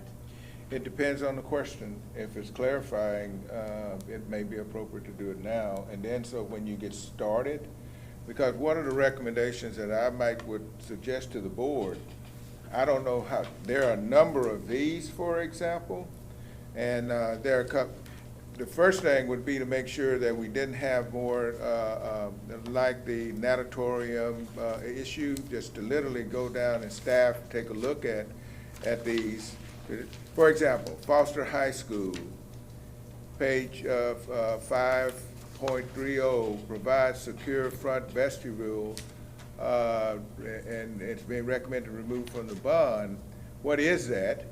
When Foster has a vestibule, what is that about, so that you can kind of walk down through here and you know what you're discussing. And then There are some others that may have items that they either want to talk about adding or taking off, and then you take and walk through those. And then what Mr. Frail said earlier is that then you can come up with a strategy for voting on them.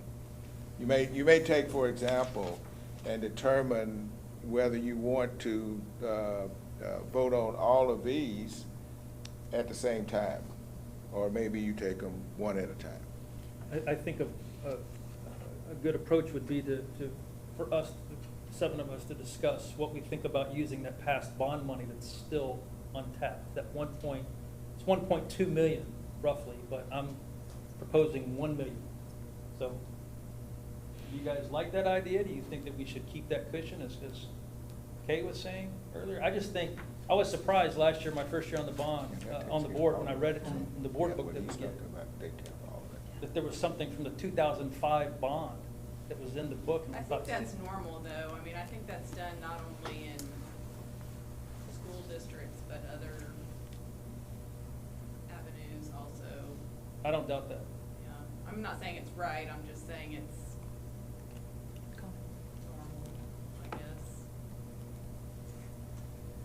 You look like you want to say something.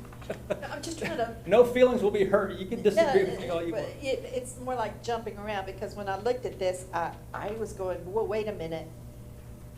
There's several items like, if you look at Proposition A, B, C, D, the police building. You know, we were talking about that individually, but I don't see anything in here that even relates to that as far as purchasing things. What are you She's over in here. On 31. And I had a concern about the symphony group, that they've been excluded completely. So I was trying to look at, do we really need a police building at this present time if we could find a rental? I had talked briefly to Mr. Estrada? Dallas? the police. Warren? Yeah. You know, about in the next 2 or 3 years, having just a rental facility and waiting on that building, and perhaps using that money to go toward the symphony, because I'm more or less, there was nothing in there for the kids. Are you saying orchestra? Orchestra. Orchestra? Orchestra, I'm sorry, I'm saying symphony, orchestra, yeah. So I'm just like you know, that money, should it go to the police building versus going to the kids, because that's something that I think we all agree that arts was left out of this. But then when I read a proposition, well, I don't see it anywhere, in any of these propositions. That's something you could make a motion to add, correct? Correct. But Mr. that's- Frails, if I understand correctly, that would be a Proposition A, or would that be a separate proposition? Dr. Randall, Orchestra. for the police building is included right now in the Proposition A number. If you were to do orchestra rooms, my understanding is that those orchestra rooms would be classrooms on campuses used for instruction, and as such, those would also fit within Proposition A if you wanted them there. But when I'm reading it, it's saying construction, acquisition, equipment of school buildings.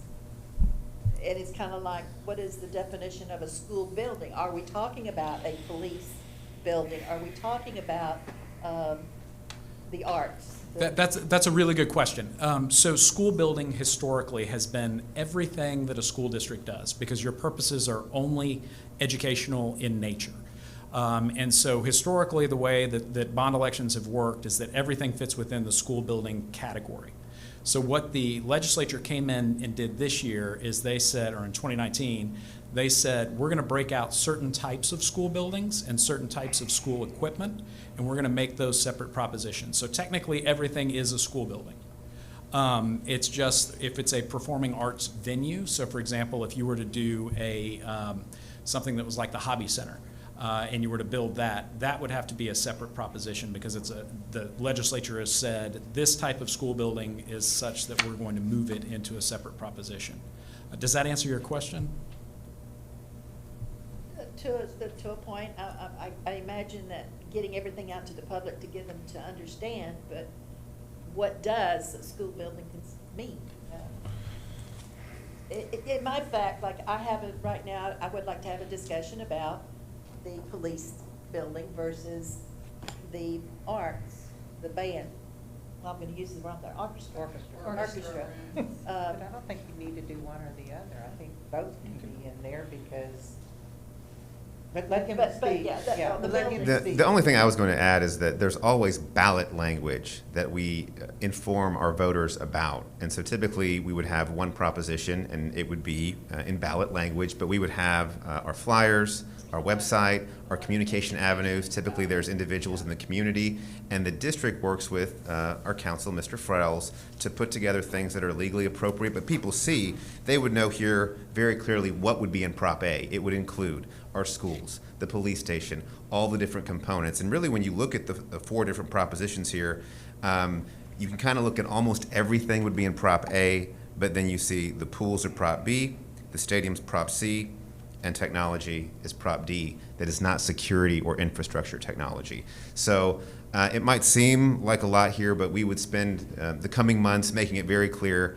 one district, four props, and this is how we're going to share it with our voters. And I think that we would get there by the time November rolled around. If I may suggest something, I'll try, okay? If, Ms. Welch, if I understood you correctly, the list that you have is all predicated on the expenditure of past bond money, Yes, with the exception of stadium. correct. All right. So if the board addressed whether or not you want to use those dollars for the purpose of reducing the 2020 bond, if you decided that you wanted to do that, then you would be voting on all of these things here. If you decided no, then that's the end of it. Right.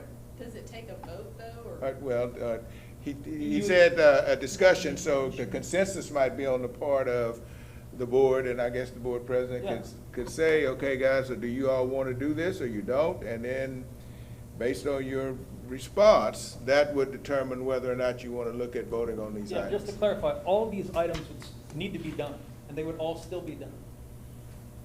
It would just not be a part of the 2020 bond. We would be tapping the available funds going back to 2005 to finish this list. Or maybe not this exact item that I have to pull out of this book, but a similar item. So that before, I don't think that we need to take a vote on it at this point. I think that's what I'm trying to poll you guys. And the only time we can ever talk about this, I don't know if the public appreciates this, is in a public meeting. So I have not had a chance to talk to any of you about this idea until this moment. So I have a question. If one of these situations comes up, like we have pulled from these past bond surplus funds that we have had, and we don't have those funds to pull from, what avenue would we go to find money for if something came up? The only avenue you have is general fund, which impacts day-to-day operations. Okay. So in these uncertain times, with us not really knowing what the next 6 months hold,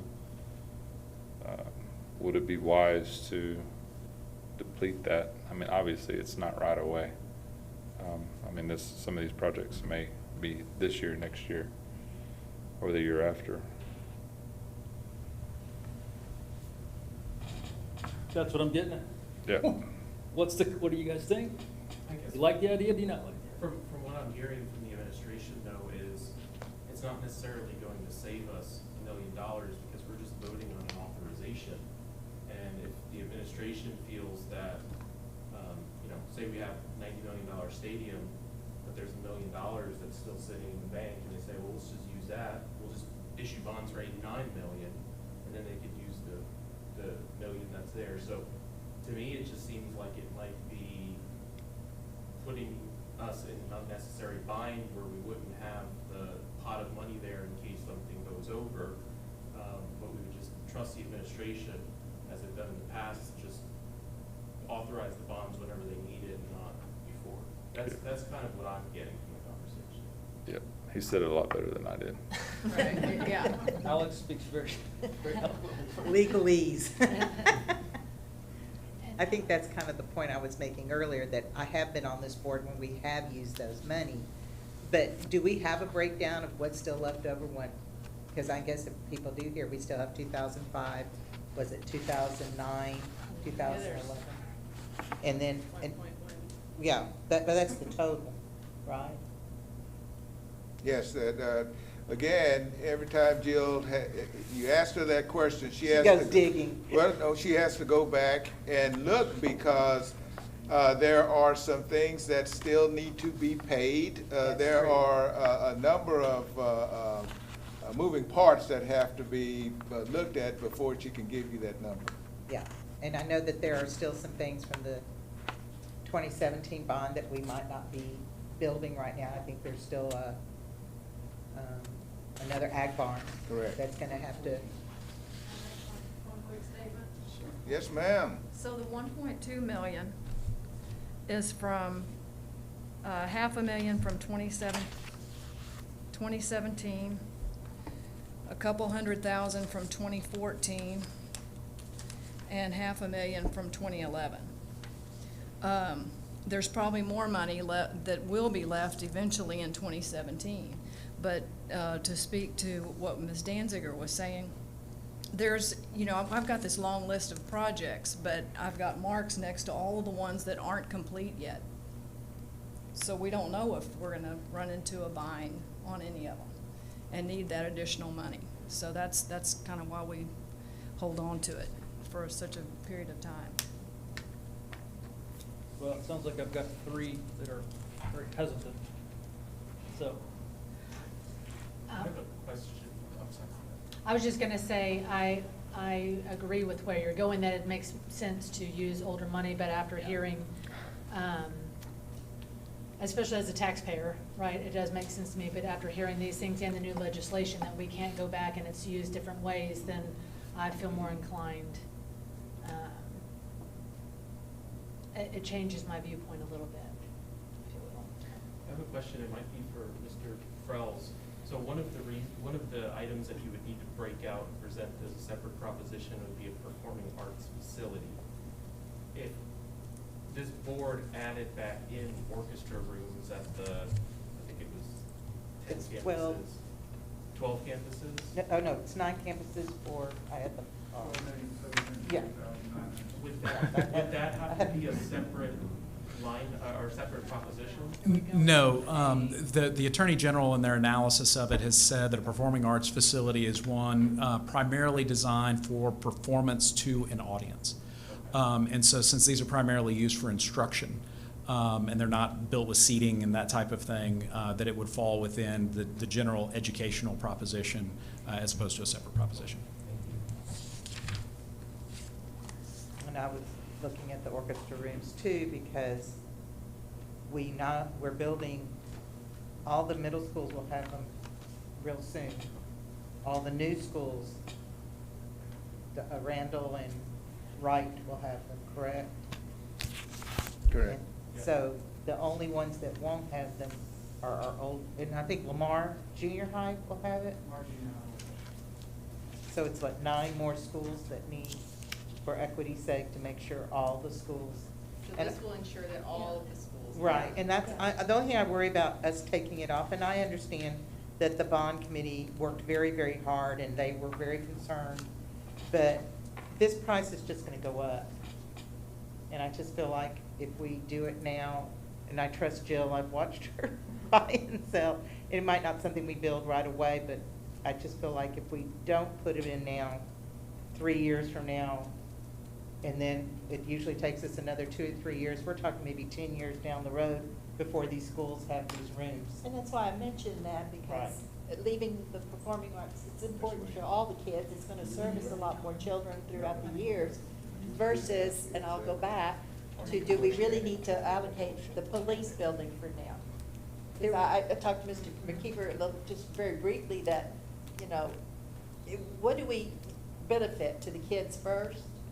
And can we do without this police building? Is that a priority? Sure, but that's the same. Because I don't know how many. It's the same thing. It's the same logic though, because building just gonna this be- building in 2023, 2024, it's gonna be more expensive than building it in 2021.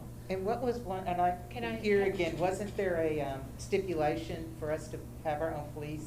That we need, do we need a standalone building eventually, or just we have to have a To have a specific facility that has a holding cell. Right. holding cell? So, I think Mr. Hunt wanted to make a motion in regard to the orchestra oh, first. okay, Okay. okay. Yes, ma'am. I move to amend the motion to add funding to the bond proposal for orchestra rooms at 9 campuses, namely Foster High School, Fulcher High School, George Ranch High School, Lamar High School, Terry High School, Briscoe Junior High, Lehman Junior High, Reading Junior High, and George Junior High. I'll second that. Ms. Danziger, seconds. All in favor? Good. Any more discussion? Any more discussion? Well, I'm a, Yeah, I think I'm a little confused on that. As to what our last discussion was, as to what schools that would go to. All the Do we ones that need don't to- have. Do we need to ask? Have Were we those the covered? ones that were, Those, all of the Originally schools that included? was named, and what Mr. Hunt is doing is making sure that they're all covered, are the ones that were proposed That we in the just bond initially- issue. That we That's initially correct. discussed? and the Yeah. bond committee Okay. removed them. And the bond committee removed them, and they're gonna come up with a number here just a minute. I think they're trying to find it. Well, right here, it's $12,740, $12,740,968. The number for the orchestra room, that item for all of those was $12,740,968. And that will cover the campuses that so far have not had High that. School, Terry High School, Foster High School. Jonathan has a recommendation regarding naming specific schools. Yeah, one recommendation that I would make as you're looking at any of these projects is naming, in particular in a motion, specific schools and how things are going to be laid out. If you want to do the addition of orchestra rooms to the total number, I think that's useful. Once you vote on it again, it kind of becomes a part of your contract with the voters. And I understand that you want to have a good, solid contract with your voters and meet that need. But again, if you name specific items in things that you specifically vote on as a board, it binds you pretty well. And so if that may be what you want to do, but I wanted to make sure that you guys understood that. what would be the alternative? Just Say including nine the additional. orchestra, Did you yeah, miss the any? additional $12 million You got, dollars for the orchestra. Madam President. I like to amend my amendment. Yes, Mr. Hunt. I'd like to Amend the withdraw my amendment. amendment. And I would move to amend the motion to add funding to the bond proposal for orchestra rooms at 9 secondary campuses. Four. We're In the amount talking of- about the amount The as well, or amount no? of- 12. 12,740,000. Yeah, you may, 968. How was that? that'll work. And I'll Okay. second the Yours. amended amendment. Okay, so, And we thought it would be a good time for us to mention something that we do need to change. Okay. There are student laptops that should be in Proposition D that we identified that are not in the number there, so we need to flip, was it 7,227,000 from Prop A to Prop D? So let me just give you the new numbers. Prop A, 614,846,051. So 614,846,051. And that's before your amendment. right. So that's gonna change. you're going to do it again, Yes, yes. before the amendment. It's like making money. And then Prop D is now 21,582,000, so 21582,000. And those are both before we make amendments. So then. It was Almost pays just for a- itself now. It was just a move, it's even move between the two. So now you're, well, there may be others, but right now that 12 million would be added to the 614. Okay. For the orchestra rooms. Yes, sir. Okay. Now you're ready to vote. As Okay. well, let's have a discussion. Yes. Is there anybody in the administration that can speak to as to why the bond committee removed that item from the administration's recommendation? I don't remember that discussion. It maybe happened in one of the side Zoom rooms. I did go back and look at the support that it had, and it had 67% support, so it was only 3% off. So 2/3 of but they set the threshold at 70%, so it didn't. The original threshold was 75%. And they changed it in the middle of the bond committee weeks, down to 7. But I will have to say that when we first started adding the orchestra rooms, we had to add it to the last bond too. Yeah, we did. It just seems, and I understand, it just doesn't seem like a program that it had, with everybody, resonated as a need. It was more of a want. You don't see that in sports, but you see that sometimes with fine arts. No, I see it with sports too. I see it with the stadium. I Yeah, see it- I see yeah, it. but I think that's part of the fact that it's not always had the best support, but I think a lot of parents out there really appreciate the program. And I think the people that were for it were administrators, teachers, some of the students that were in there. And sometimes I think the public, it's no fault of theirs, it's just that it doesn't seem, if they have to trim something, and they probably feel like they have to trim somewhere. But it was the only thing cut from the last bond too, that we had to go back The, and the add. benefits to the students, long-term, short-term, long-term, I think was not explained passionately well. enough. Yeah, as well, as to the importance Well, that. taking the side of somebody who would counter that argument, we have several music programs in the district already. This is not about adding fine arts or not adding fine arts. This is about adding another leg of the fine arts program, because we already have a band. So this is adding the orchestra. So it's like saying we're going to add the football team, and then we're going to add an arena football team as well. So it's not like we're going to go from 0 football team to suddenly having one. So But we we're have- specializing more and more. I think part of the challenge in this case was that we already have the orchestra programs, and they're growing, and they've been very creative with the space. Numbers were given of the growth over time, and that expressing the need now that they need the separate space because they've outgrown their creative scheduling to get that done. And to Mr. Hunt's point, it was close to the threshold that was set. And now this becomes somewhat of an equity issue. When you do this, then all of the campuses have the appropriate space for orchestra. The other thing was that the district didn't, back when they started the orchestra program, just build out all across the district at a huge amount of money, the orchestra rooms. They built it as the programs grew. And we knew that we were going to be coming back with bond issues every 3 years. And consequently, that's what you were seeing, is that we added them at junior high, and then at high school, and then it just moved up as the program grew, and the numbers are getting larger. Could we just have a comment from Mr. Estrada, just giving us a little bit of the number of students and the increase in the popularity and. Well, we have over 500 students that are registered for coming in a few weeks, both online and face-to-face. It has been a popular program.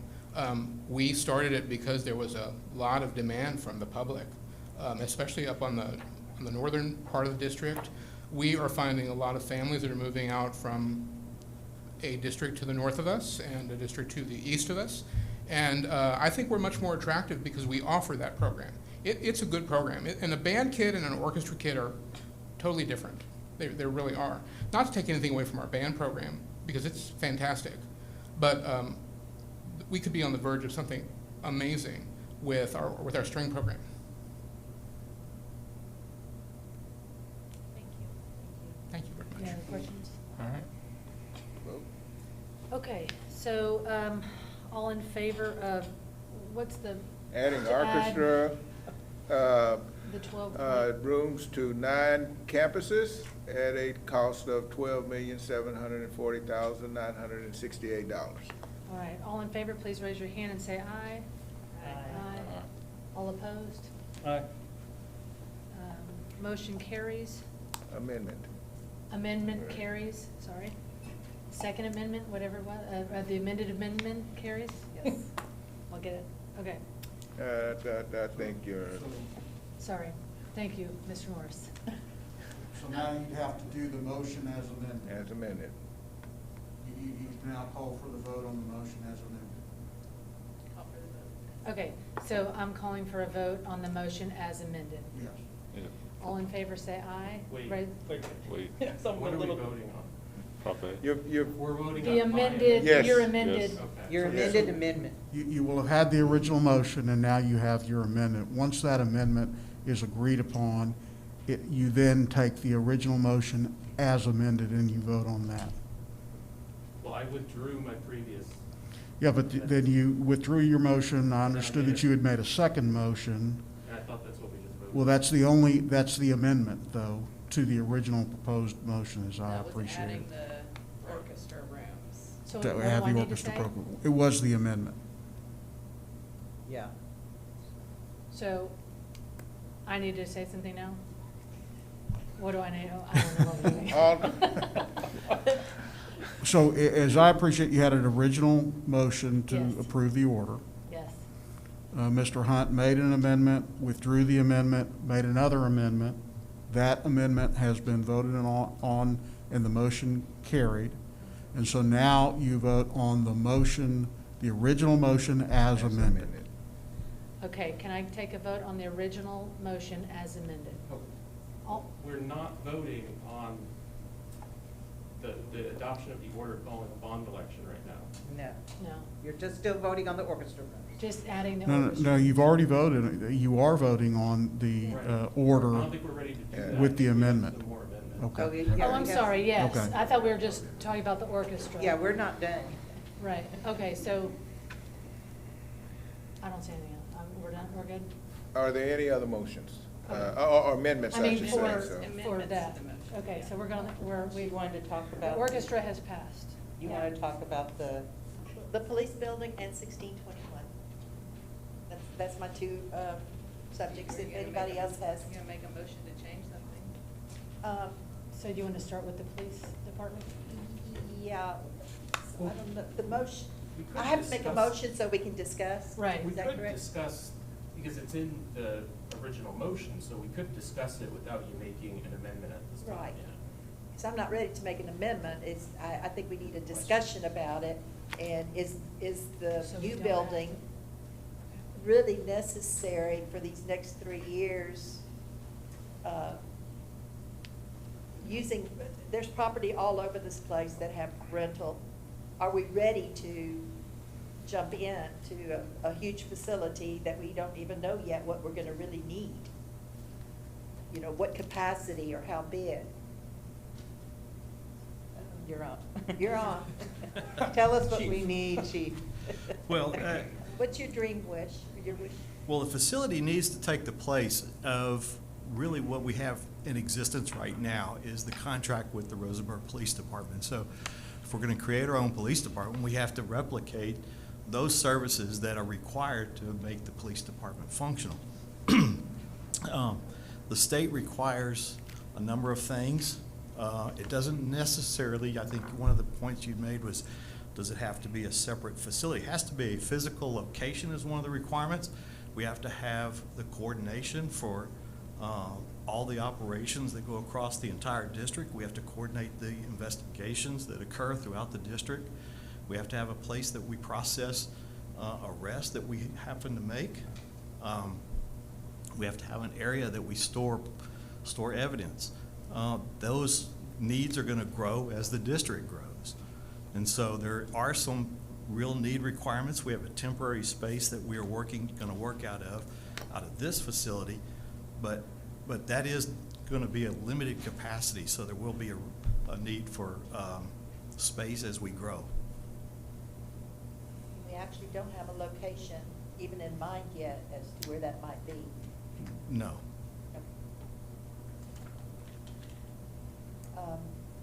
I think, I was kind of trying to figure out where we could save money in, so that we could get the arts program, or the orchestration. But we've already voted that part in. Correct. So I'm happy with that. And I know this is a necessity. I just hope with it, when we do build it, it is gonna meet all the requirements and not later on come back and say we need to expand it. Hopefully, we won't need to. No, I can assure you that if we're going to do something, we're going to do it right and make it complete. Okay. So, we just I'm okay with that if anybody else had any questions. Wasn't a stipulation that you do have to have all that in place so that we can have our police? We have to have those in place, and we can do that originally here in a smaller scale to get state approval, and that we are going through that process right now. Okay. They will actually come out and do an on-site, but yes, we have to replicate basically all the services that are currently being provided under that contract that we have with Rosenberg. We have to have a central facility. We have to be able to coordinate all the investigations. We have to be able to investigate fully all the crimes that are committed within the jurisdiction of the Lamar CISD district.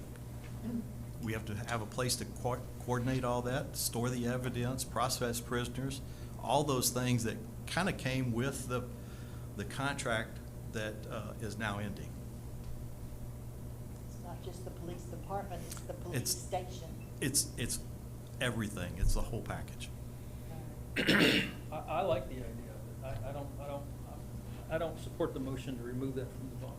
Well, I didn't suppose, I wasn't removing it versus how we could get this orchestration in. I was trying to figure out where's the money and where the necessity was. It's just like 1621. I was looking at that, you know, there again, money-wise. But now that we're voting in a different direction, each proposition, Proposition A is going to be very important, but it's going to include all of this, including 1621. 1621 bothered me because we have already approved a huge building, so I wanted some idea why all of a sudden now that they're asking for an expansion of it. And I think she explained it pretty well. So that was just my comments on that. And I'm going to say something real quick about the actual bond committee. I agree with you as far as the process. I think it was very quickly done, and that's why we're spending a little bit more time here. We're having to quickly look over all of this. I just think in the future, we need to be a little bit more considered, more time for these Yeah, I was discussions. surprised when we were gonna have this conversation and vote tonight on all this. I thought we were gonna have one more bite at this apple, as the phrase goes, on the 20th of this month. And then to find out we have a different process of the way we're gonna vote this time. Taxpayers are gonna be voting a lot differently. Yeah. They're gonna have all these options to figure out, and there's one option, a proposition that I'm going, what if they don't approve it? And it's the technology. Where are we gonna be from there? But according to that new bill, we don't have a choice. It's gonna have to be separated. That's correct. And we know that technology, if we don't get that, that's gonna be an issue for our schools, our buildings. So I guess all the people that made all those good ideas, and this was a good idea, hopefully. Hope it's a good idea. Hope it works. Well, I think that goes back to the point of educating everyone once, Right. you know. With after Mr. this. Rockwood, yeah, Yeah. I understand that part too. It's gonna be very important that we get this into plain English and get them to understand. Because when we give all them options like this, we shall wait and see, but. Well, the burden's on, could I- the burden is on the district, and I think that's a good burden. We are going to the taxpayers saying, we need this much money. Over We this need many these- years, we you need- need to make your case to the taxpayers. I think that's transparency. we need- I like the idea, of what the legislature. And I think this district has always been very transparent about Yeah. what we need. If I could pivot just a minute. Oh, at our last meeting, and I apologize, I did not print or pull up, we had talked about vegetables at different schools. Are you there I with think me? Mr. Hunt That was. was my motion. Okay, well, I didn't know if you had that paper that we could pull up again to look at it before you make your motion, because I agree with you, if we're on the same page. These were gonna be at Huggins, and they decided to put cameras in instead. Was that what the bond committee decided, and then you came up with the amount of money? An alternate one and an alternate two. Huh? It was an alternate one column Alternate and an one and alternate two, and I wanted to be able to see the two again. Oh, do you have? Exactly. Do you, maybe he wants to see it since he's gonna make the motion, but, He's got it. you've got it right there, good, because I didn't get a chance to print it. but it was at 1, 2, 3, 4, 5, 6, 7, 8, 9 schools again. And it was recommended so that these schools are the only schools that don't have the same security as some of the other schools. Am I correct on that? Or they don't have the vestals like other schools do. So, anyway, I didn't know if we wanted to revisit this, and evidently we do, so I'll let you do your motion. But there are proposition one, alternate one and alternate two. Is there a motion? Yes, ma'am. I move to amend the original motion to add to the bond proposal funding to upgrade the security vestibules at the 9 remaining campuses that don't have them within our district at a total cost of $18,069,256. Do I have a second? I'll second. Mr. Welch, seconds. Could I have a clarity again, if I can remember, what's the difference between 1 and 2? Because one is definitely more expensive, but. I think it was a step. Option 1 involved more instructional spaces, Okay. whereas option 2, thank you, option 2 was specifically addressed the vestibule area itself without adding, there are some areas we'll have to remove instructional space, and in these. Because when Manford Williams was redone, you took Pod A, made that into the office, and you did not have to add classrooms. That's correct. But if some schools will not have that luxury because we have too many students. Well, it's the tilt wall construction of the schools that don't lend themselves to that modification the same Okay. way.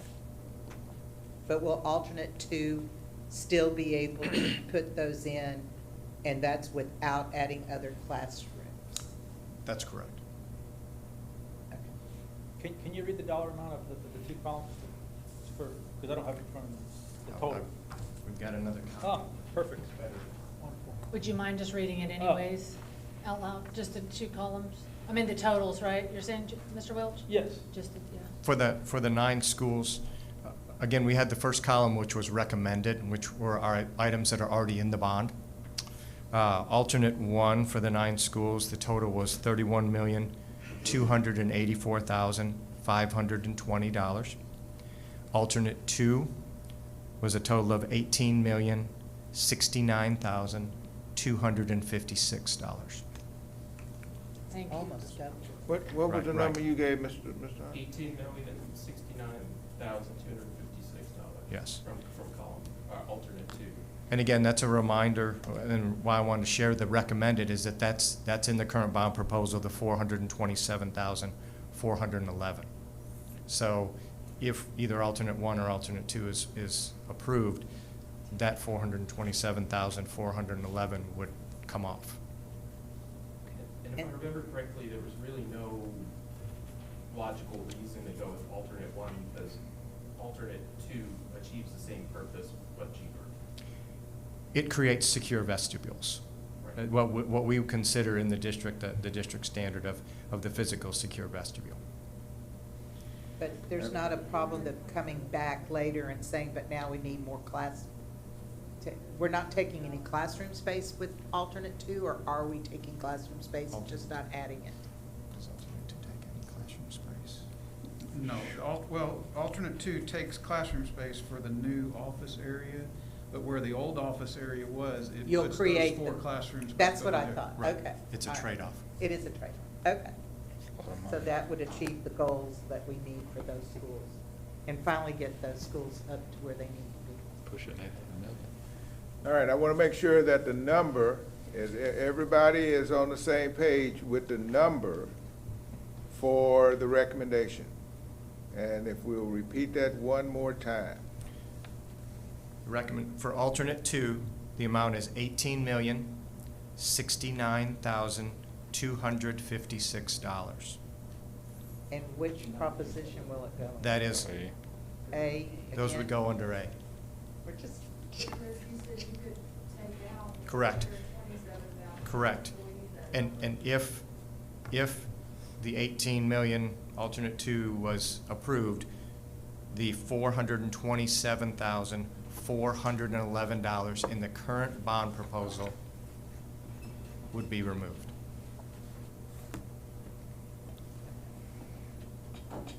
Any further discussion? Perhaps Mr. Hunt can rephrase that motion. It's not in the form of a motion. To remove the money? You have made the motion to approve the alternate, but not to deduct the $427,411 from Proposition A. Madam President. Yes, sir. I'd like to withdraw my amendment. It might be best, Ms. Ludwig has the net number. Okay. And y'all check my math now. Hold on 1 second. 1,641,845. 1,7,641,845. 1,7641845. Who's doing the math, anybody? We got it. We're good. Okay. I move to amend the original motion to add to the bond proposal funding to upgrade the security vestibules to the 9 remaining campuses in the amount of $18,069,000. Oh, no, You so got I'll a just new use number. it. The new number. In the amount of $17,641,845. There we go. And I will second that. I will second that. Mr. Welch has seconded? Okay. Any more discussion? I do. So, Okay. Since joining the board, I've been really impressed with the way that the district deals with promoting policies and projects that keep our kids safe and address safety threats and intruders. And I think that the team has done an outstanding job of bringing standard response protocol and classroom intruder locks. And what's really impressed me is generally when there's a security issue that comes about, it's like the district's on it. And this fence needs a push bar. It's there the next week. But I think that the way that some of the schools in our district, when they were not built with today's world in mind. And so, although we've retrofitted them and added a few things like security cameras, buzzer systems, they're not built the same way as our current schools. And so I think it makes sense now to go back and make sure that all of our schools have the same layers of protection between outside threats and our students, because Chief Warren always says you just want to have as many layers as possible that intruders would need to get through. So I think that this would be money well spent in order to further protect our kids. And I agree with you, Mr. Hunt. This has been one of my kind of pet peeves since I've been on the board. We've tried very hard, and you work very hard, and you want to make sure all the schools are safe. And I believe that even though it's been needed in all these schools, a lot of these are the ones I've watched being built, and it's what I call the stucco buildings. And when they were built, a lot of them were open schools. They didn't even have walls. Now they have walls. So I really would appreciate, and I know a lot of those schools and the parents would appreciate the extra layer of protection that we've given the other schools in the district. Yeah, I think it's incredibly important as well. Like I said last time, I got some weird looks. I think security is as important or more important than academics. So I'm all for it. They go hand in hand. And to your point, also, when I got to visit, I thought it was, they had added the security, but like you mentioned, some felt like it was kind of a temporary fix, and this would complete the security that they're, so I agree with you that it's a needed layer. So, anyways, ready for the vote? Okay. All in favor, please raise your hand, say aye. Aye. All opposed? None opposed. Motion carries. Or amendment carries. Good. We figured out all Back that. and vote on the original. No, Do we have any we'll more? see if they have any more. Sorry. I'm done. Does anyone have any more, just lost my word. Well, I would. Or motions for, yeah, thank you. We need to put to bed the idea of a concrete stadium or a non-concrete stadium. Okay, I thought you said you didn't want to take a vote. Did you want to take a vote? Did you want to make a motion? On the other items that I listed on the sheet, no. But that was a separate item. That was a $5 million separate item. Okay. So what is the? You'd like to make a motion? Before we make a motion, I don't have want to take a straw poll here in public. I want to, is it worth making a motion or not? What was everybody's thought? I guess I have another question. The wording says district stadium, it doesn't specify. If we voted, then we would be specifying what type of stadium? So I think, so the way the proposition is written right now, it just says district stadium, and that gives you the flexibility to take whatever approach you want to take ultimately as you move into it. So if we changed our opinion. So, yeah, so if you change your opinion, you can deal with it. I think the best way to handle it, if you were going to take Mr. Welch's item and put it into practice, is just change the amount rather than make any specific statement as to what the stadium is, how the stadium is going to be constructed, in order to preserve, again, some of that flexibility. But you could change the amount based on what you think your project's ultimately going to be. But you are correct. It just says a stadium, and so ultimately, if you pass this proposition and there was a review that was done and it was determined that that was actually the better way to go, or somehow prices went way up and you had to re-engineer a little bit and look at it, that's something that you could do under the proposition as written. Is that amount for concrete? Yes. Yes. And- So if we left it that way and we chose later, it was decided that we should go to the wooden structure type Steel. things? Steel. Steel, okay. Definitely not wooden, no, not wooden. We'll have termites eating our stadium. We knew what you meant. really We don't knew know what what you I meant. was thinking when I said that. But I'm trying just to get a grip that the price right now, and if we word it the way you're suggesting, we would have the leeway if that ideal came out to be, turning out to be better. That's correct. The other thing I would say, just to keep in mind on the stadium, it also has the land acquisition price for the stadium facility in it. So that's not just a construction cost, it also includes your land acquisition cost for the stadium site. Oh, yeah, I see that, okay. So does that make a little more sense? I just want the flexibility in that wording. If we've already got an estimate that would cover the concrete and the land, by wording it as such, we're gonna be allowed the flexibility to change the design Without it, you don't. without having to make any kind of an amendment or anything. Am I understanding it that way? That's correct.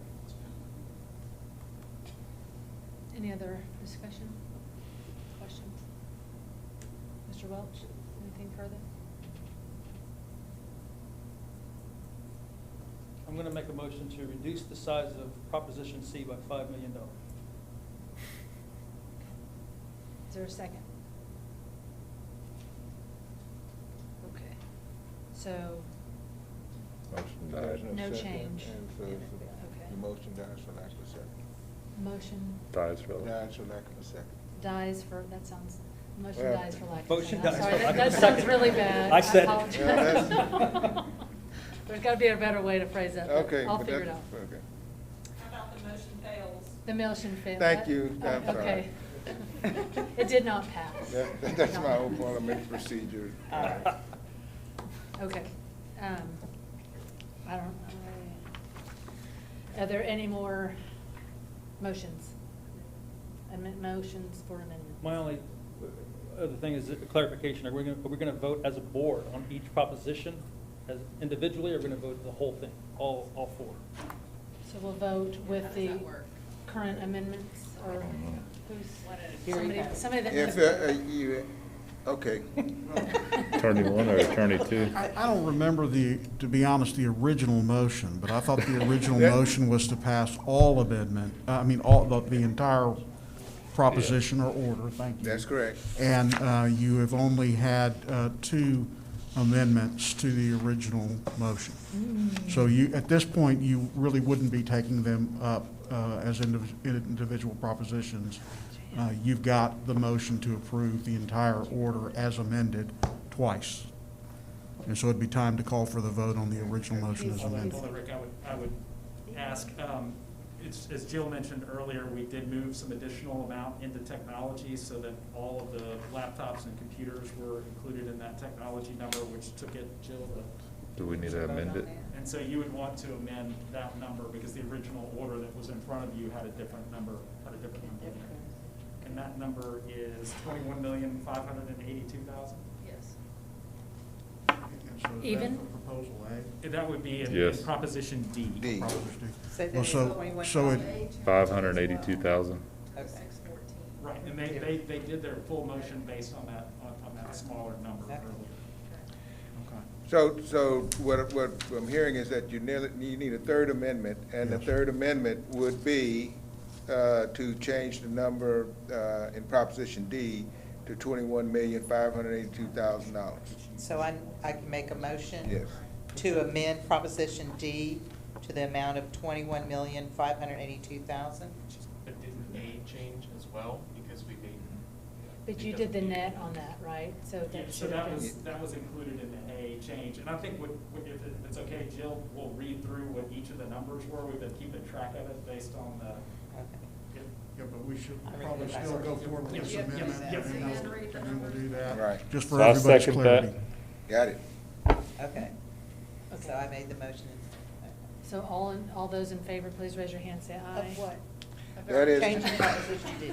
changing the number. Proposition D. To Right. $21,582,000. Proposition D. Okay. All in favor, please raise your hand, say aye. Aye. Right. None opposed. And so now I think Ms. Ludwig is just gonna go through the numbers to make sure that everybody understands where we are on the numbers since we've had some moving parts. And then you will vote on the original motion as it's been amended 3 times now. Can I need to ask a quick question? Where it says, the draft election order includes a general proposition and 3 additional propositions. Is Proposition A the general proposition? Okay. Yes, sir. All right, everybody has to check my math now. Okay, we're ready. Okay, Proposition A, $645,228,864. So 645,228,864. Proposition B, $31,937,031. 31937,031. Proposition C, $93,783,238. 93783,238. Proposition D, $21,582,000, 21582,000. The total of all of them is $792,531,133, 792,531,133. We didn't go over the. Stay below 800. God, y'all, we thought the last bond was high. But what did she say, that for every 100? Every 100 million and 2 cents. So Okay, we so say- now we take the vote on After a certain point. that. Okay. It doesn't so matter anymore. Do I hear a motion to approve the original motion as it has been amended 3 times? Correct. That's correct. Make- Ms. Kaminsky makes the motion. Do I hear a second? I'll second. Ms. Danziger makes the second. All in favor, please raise your hand and say aye. Aye. None opposed. Motion of the have a amendment, bond. motion, Mrs. Bond carries. A lot of work to do. A lot of. Very good. All right, let me find where I am.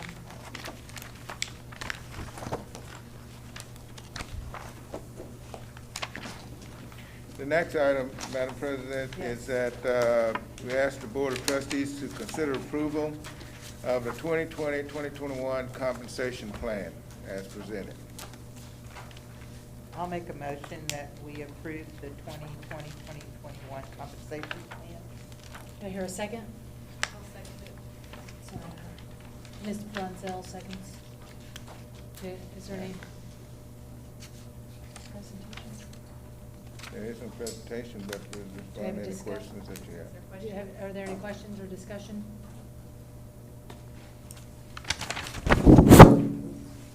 Did we go up on our base salary for new teachers?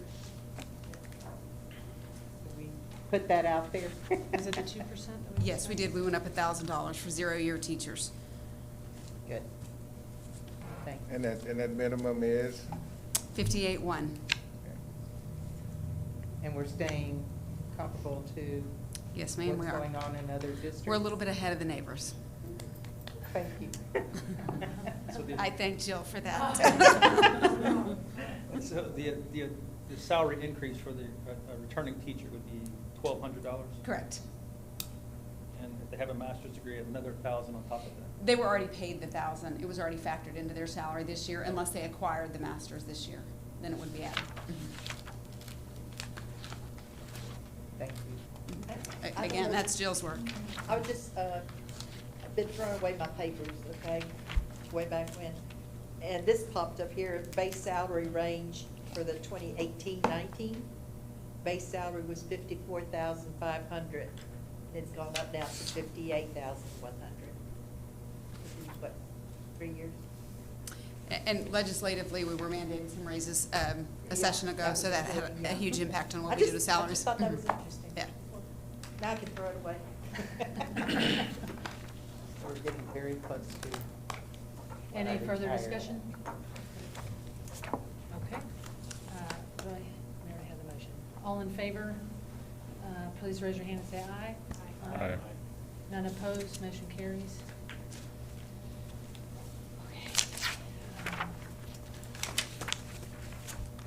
So this completes the action items, correct, Dr. Randall? Yes, ma'am. We do not have a need at this time to go into closed session unless there's a need on the part of a trustee.